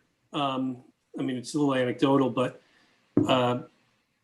middle of the day, one of the days last week, it was after the holidays. People were back at work, supposedly, and I wouldn't say the lot was more than 15% full, maybe not even 10% full down at the waterfront. So clearly it's not being utilized. The one thing I would say in doing this, we've got to make it absolutely crystal clear that buying this pass wouldn't offer any sort of grandfather, privileges for when our residents are hopefully going to need those spaces back when people start commuting again. Yeah. Can we do it for just this year? Would that make sense? We could do it for just 6 months. There are people who may be parking in Terrytown or, I don't know. I mean, it would seem to me if you put an ad in the paper in Nyack that you probably would sell a bunch of 6-month permits for people who were going into the city. And I believe that's what he's requesting. He said prorated for $330 to any non-resident that would be valid just through the end of June, which then starts the new fiscal year and the new, the local law that you passed changing those permits. So he's looking to prorate just for the 6 months, the first 6 months of the year. Okay. The other part of that suggestion, I'll just point out, and I don't know if, I can't remember if you included it in the email, was that whether it would be possible to open it up in June or May, whenever we sell the permits, for the first 2 weeks to Ardsley residents. And then if those aren't all sold, to open it up to non-residents. And that would have been a change in the policy that's in the code. Does mention it in his email, and I think that's a fine idea. I think we can give them 2 weeks to do it, or we may decide to give them a month, whatever we decide. And then if they don't do it, we can open it up to everybody else. But limiting to the same number of spots, assuming so that we can keep it open for any Dobbs resident to be able to buy a permit. Right, so the 65 permits that are made available to Ardsley residents. So out of that 65, I think only 43 were purchased by Ardsley. And who knows what'll be going forward, right? So I think you're right. His first request was to allow the 22 remaining permits to be made available on a prorated basis, which I think we certainly can do.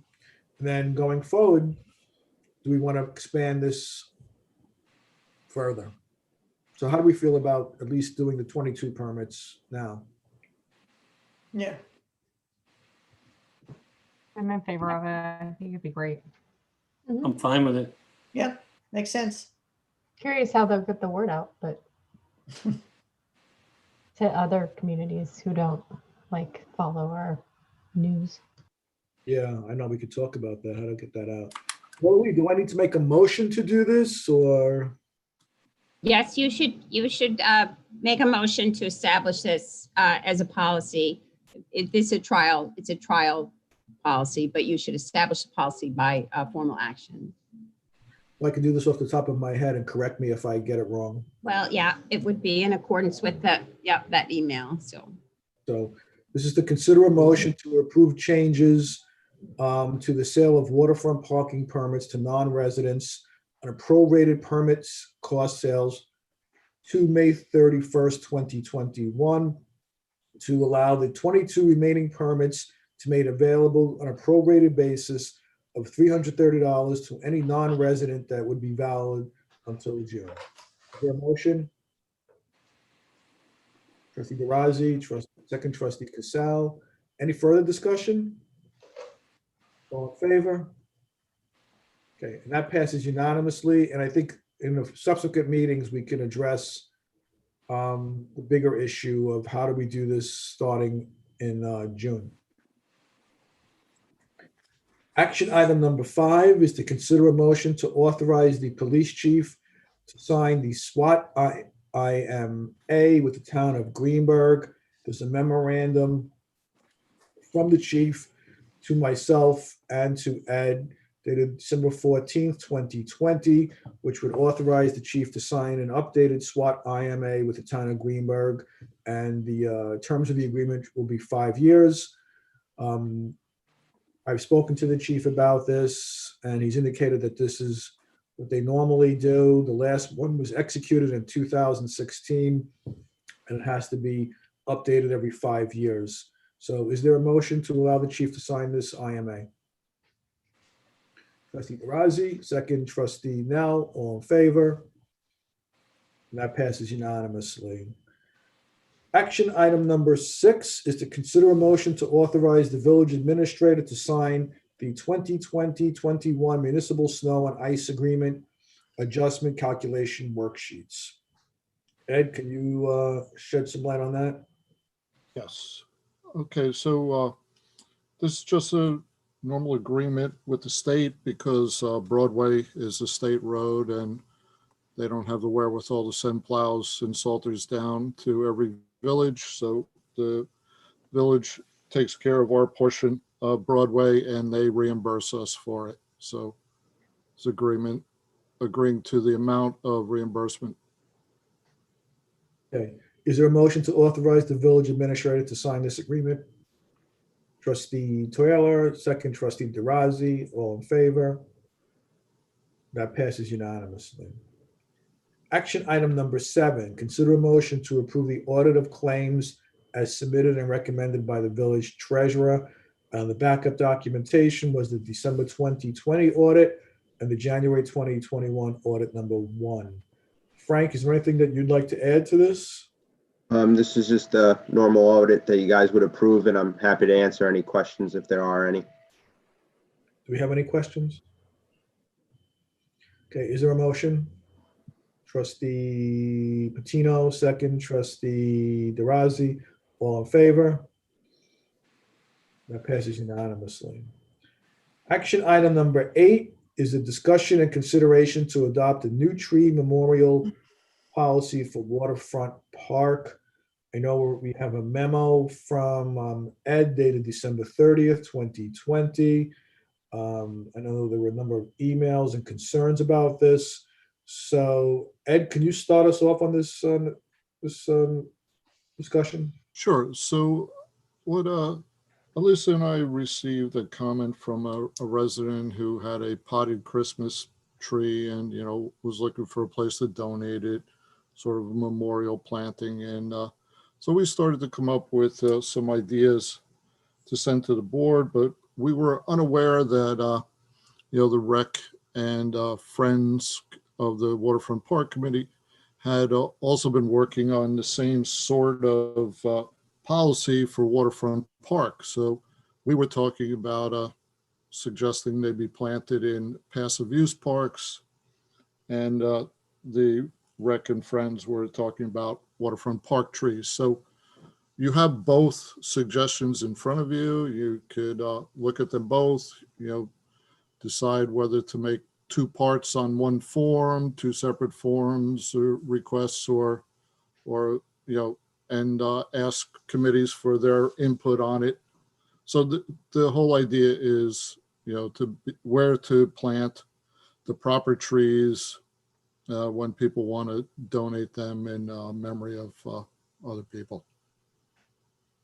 Nicole, I know you're on the rec committee. Do you have anything you'd like to add on this? I do think Kendra is on the line if you want to bring her to the meeting.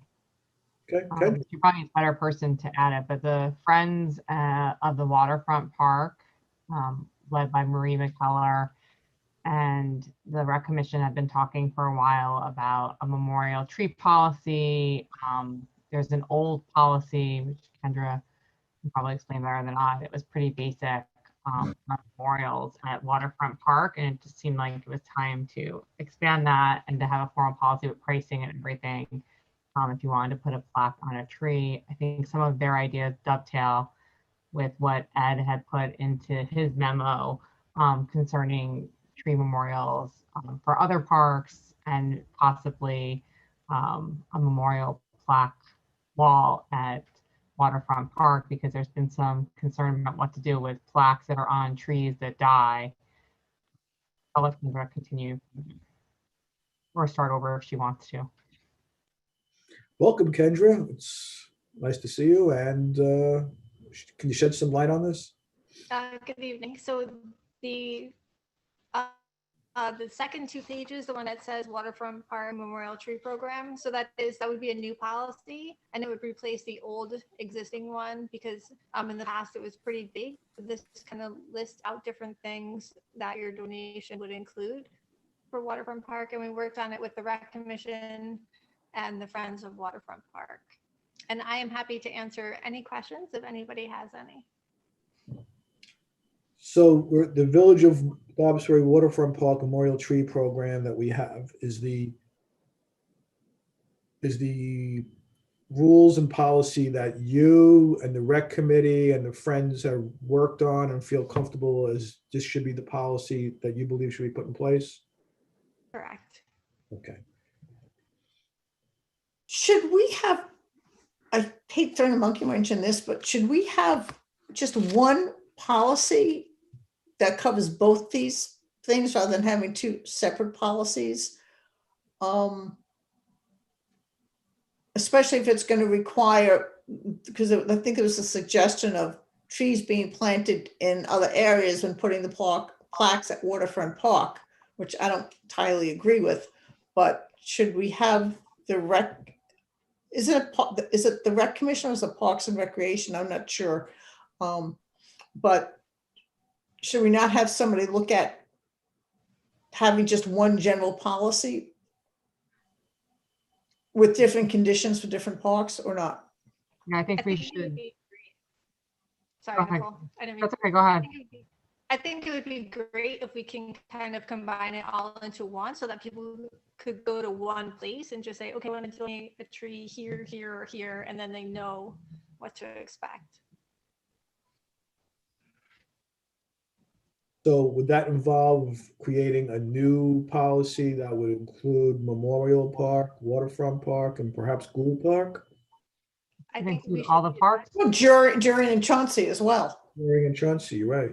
I can't include any park, but I think that the first step would be to refer the concepts in Ed's memo back to, if it's something the board wants to entertain, which I think we should, and I think other people on the board do as well, to the rec commission for a discussion. And then I think one tree policy is good, but the waterfront park is a unique place. And obviously would probably be more desirable to people than like Chauncey, which some people in the village probably don't even know exists still, even though I think that's a beautiful park. It's a really nice place to go for a hike. But so I would refer it back to the rec commission to review, recommend, and see if they want to amend what they already did. I know, Kendra, that we had done the waterfront policy because there was someone who wanted to donate a tree. That's still true. I feel like that person maybe went away.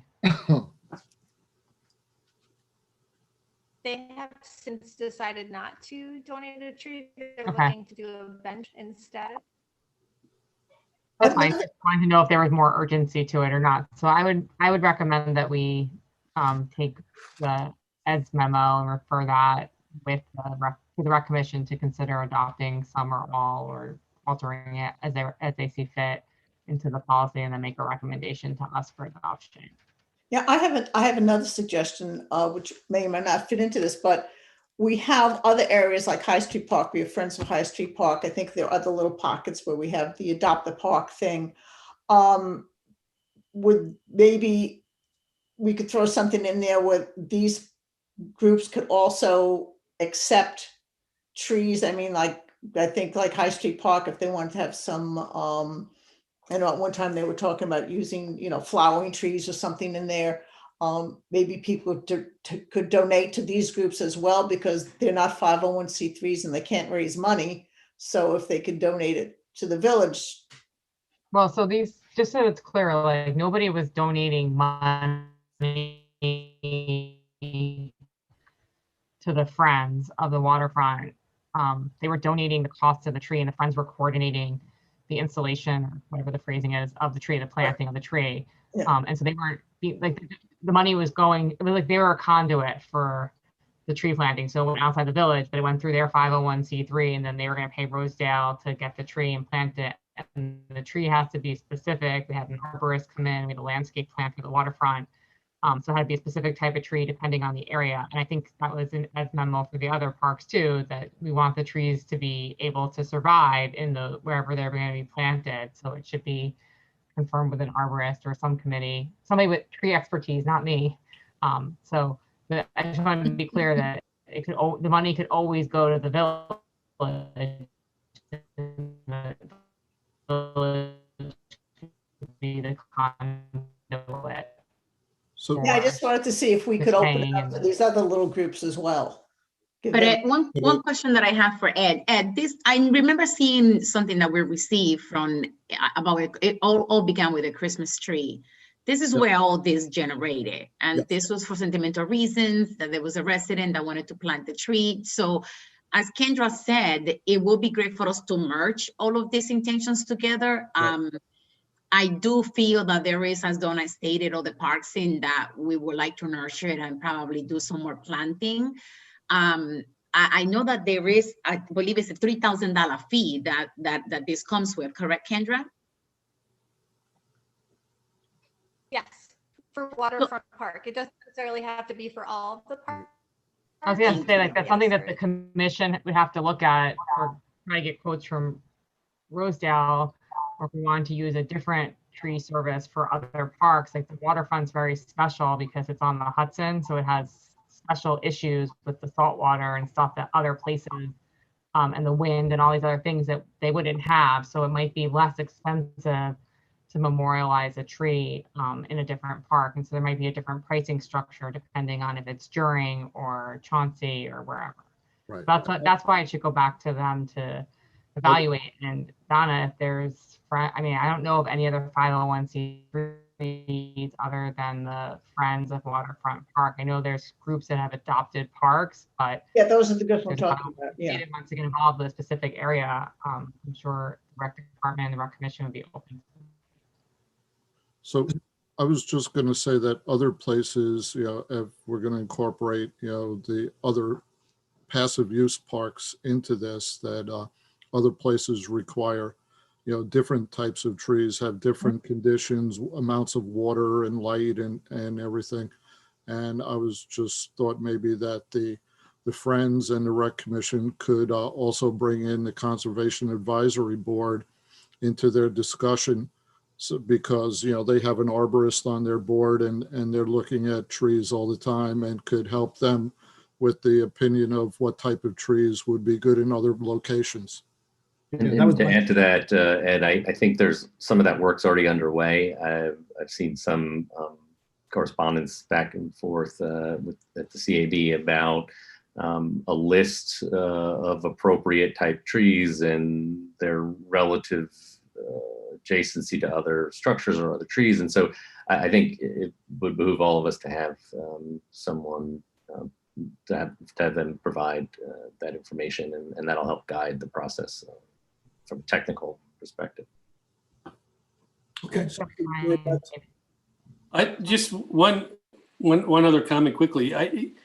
Over the years, this issue seems to generate a lot of emotion and, a lot of public involvement. Whatever group it is that is going to pull together the recommendations, it would probably behoove us to get some input from the public. So even if it was just in emails, as opposed to a public meeting, but so that, at least we'd be soliciting from the public to see, what people thought. Okay, so we can refer it back to the rec committee, and I guess CAB could address it, and then from there, put it on for another agenda item where to discuss it further. Okay, Okay.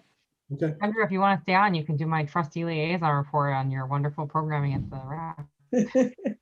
Oh, thanks. I'll let you Not do to it. steal my But thank you. thunder, but I'll let you keep it. Okay, so this matter is just going to be referred to the rec committee and the CAB and to be restored to the village agenda when the policy is finalized and ready for our review. Thank you, Kendra, for staying with us. Have a good night, guys. That brings us to the minutes. Does anyone have any comments about the minutes? If not, is there a motion to accept the minutes for the meeting of December 15, 2020? Yeah, we don't want to know anything about 2020. That's good. It's all good. Trustee Sullivan, second trustee Patino, all in favor? Those minutes are adopted. Let's do the liaison reports. So who has the CAB? I have seen the CAB working on some of the tree, and plantings around the village, a list of species and recommendations. The CAB is also building a website for some component of community outreach, just to keep Dowser residents informed of what they're doing and how they can chip in. And they have created a very elegant logo to accompany their website. And so I look forward to seeing that when it comes on.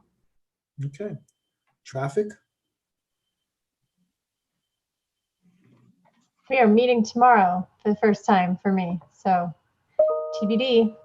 Okay. AHRB?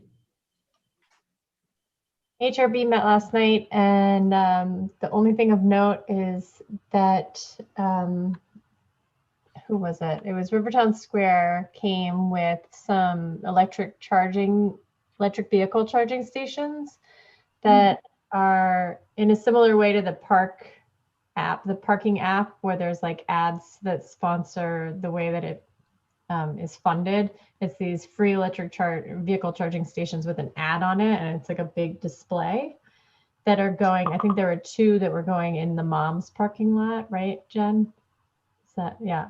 And so it's not really a huge deal for us, but the guy who is from that company expressed interest in, or was talking about how he might come to the municipality because he's interested in having those kinds of things in the downtown if we would be interested. So it's basically free electric vehicle charging, but then it's a big, Times Square-ish ad, like that's a screen. So Well, I just got he might write to you, Vinny. Okay, well, I just got an electric vehicle, so I'm used. Did you? Which one did you get? I got a Tesla. You Tesla. He's a Tesla man. So wow, now, this mayor gig must be paying you pretty well. so if you're saying there's a free She's joking. Don't believe her. free electric, Kidding, it doesn't. free charging at Rivertown Square, who knows now? I know now, and Mom's Organic. You can go get your organic food and charge up. I don't know if it's a Tesla charging. Isn't that a different type of charger? They have an adjuster you could put on there. So yeah, they might. I mean, I think it would be interesting to have them hook up with the sustainability task force maybe and see if the STF is interested in what they have to offer and make. That's a great idea. And actually, if you wanted to, if there's contact information for the company, that'd be great. If you forward it to me, I can make sure the STF sees it. Okay, I can do that. Great. Tree Commission? I haven't met with anyone. Okay, no problem. Planning Board? Yeah, a couple of things. 156 Palisades, I mean, it's not in our jurisdiction, but I know people are interested in it. Has a brand new design, and it is going out of the pre-submission phase and is now going into the public hearing phase. So it'll be a public hearing, the first public hearing, if all the plans are in on time, on February 4th, and they will be having a joint meeting with the AHRB at that meeting regarding 156 Palisade. Also, considering Palisade Street, the planning board, particularly Rob Lane, Steve Brosnahan, and I believe Ed is involved in it too, came up with a really very good design guidelines for the street. And they're finishing that up along with the suggested zoning changes for the MDR2 zone. The other thing is that at our last meeting, 185, I think 185 Ashford Avenue was before us, and we had some concerns. It's going to the planning board. Christina has presented a number of different concepts, one of which is totally residential. But again, there was discussion about that, and I believe they're looking to have a joint meeting on the February 4th meeting with us and the planning board to go over to see which one of these, quite a few designs the boards would like her to pursue. This is where the Gallo Mexican and yes, exactly that one. That's the one where we just gave it to them at our last meeting. And there's multiple options, like different. There's going to be multiple options. Christina's coming up with multiple options. Yeah. Coming up with them still. They're not in the minutes or backup. No, not in ours, not yet. But if you go to the planning board meeting, you can see, I think, 2 of them.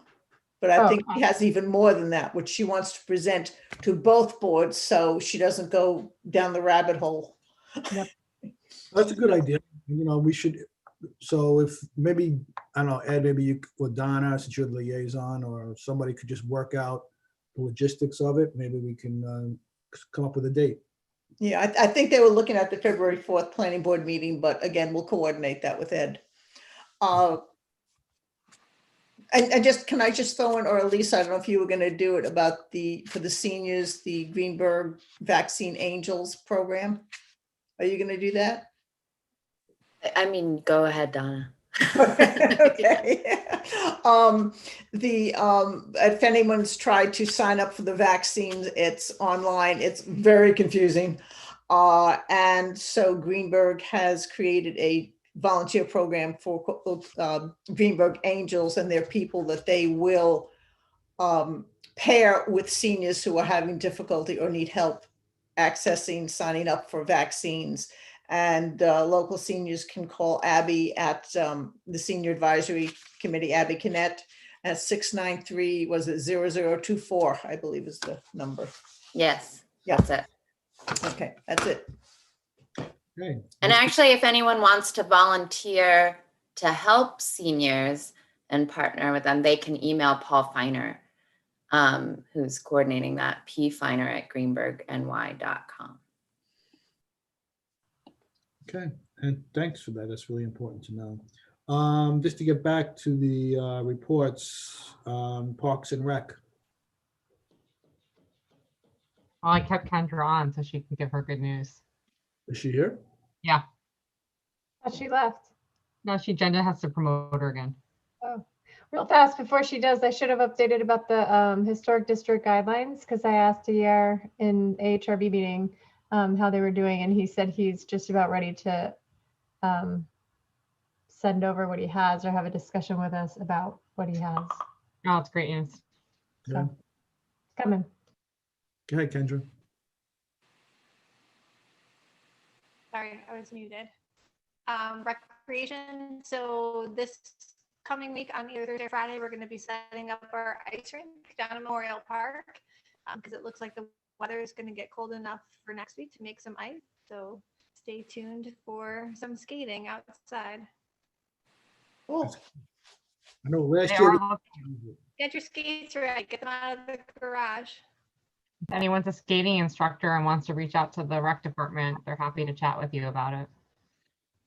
And do you want to give an update on the Gould Park Playground fundraising? Or you want me to do that? You can do that one. Good. So we have to work on the Gould. We had a grant given by the county last year, the matching grant for the Gould Park Playground. The village had already committed $100,000 from the rec fund for the playground. We are Gould Park, I guess, Friends of Gould Park Playground. I don't know, they're like an informal group of residents, had fundraised. They have raised $24,000, but we're still short about $50,000 of what we need. So there's different things we can do, but if anyone wants to check out the gouldparkplayground.com website and help us reach our goals, that would be great. Thank you. When does it need to be collected by? We're going to the bidding process soon, and then I don't know, March or April. March.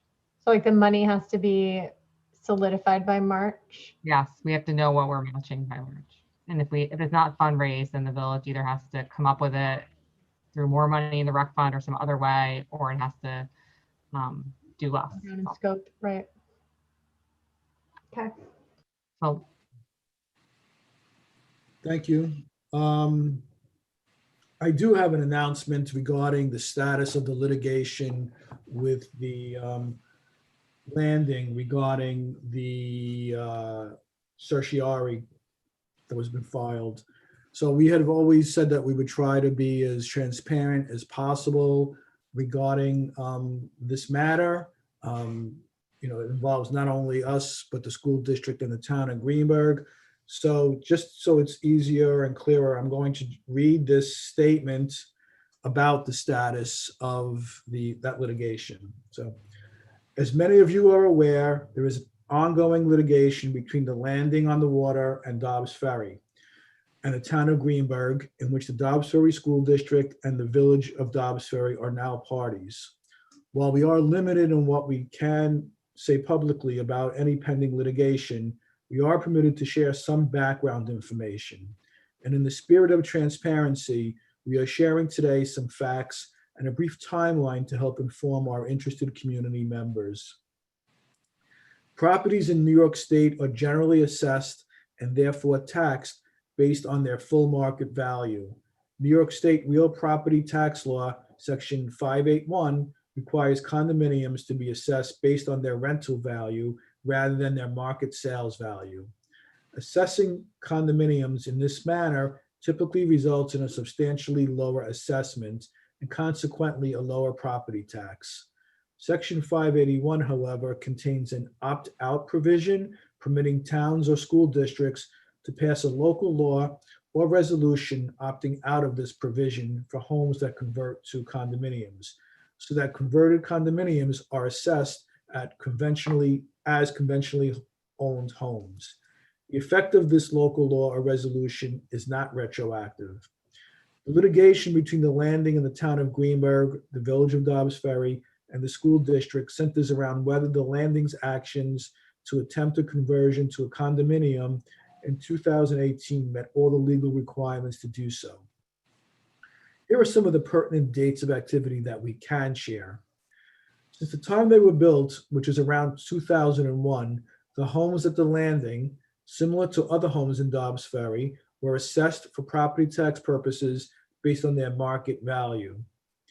On April 30th, 2018, the landing filed a declaration of condominium status with Westchester County and sent a letter to the town of Greenberg claiming that it was now a condominium and should be taxed as one. On May 1st, 2018, the assessor of the town of Greenberg rejected the landing's claim because, one, it had failed to provide certain documents and information, and two, it had not obtained a no action letter from the Attorney General of New York State stating that the Attorney General had no objection to this conversion. On June 13th, 2018, the town of Greenberg adopted an ordinance, local law number 8 of 2018, opting out of the condominium tax provision of Real Property Tax Law, Section 581. On October 9th, 2018, the school district passed a resolution which took effect immediately, opting out of the condominium tax provision of Real Property Tax Law 581. On October 12th, 2018, the landing commenced a lawsuit against the town of Greenberg, claiming that it was entitled to be valued as a condominium rather than as a homeowners association as of April 30th, 2018. The village and the school district subsequently intervened and joins with the town in disputing the landing's claim. On July 24th, 2019, the Attorney General sent a no-action letter to the attorneys for the landing. On November 2020, the village and the school district learned that the town of Greenberg's local law, number 8, has not been recorded as filed with the New York State Secretary of State. We know that you have questions about the litigation and some of this information, but the timeline that I've summarized here is all we can publicly state at this time. So we will, as time goes on and if events change and proceed, we will provide more information that we are allowed to share. So thank you, everybody. Is there any other announcements that anyone would like to make? Okay, is there a motion to close this meeting? Trustee Taylor, second. Trustee Nell, all in favor? This meeting is closed. Thank you, everybody.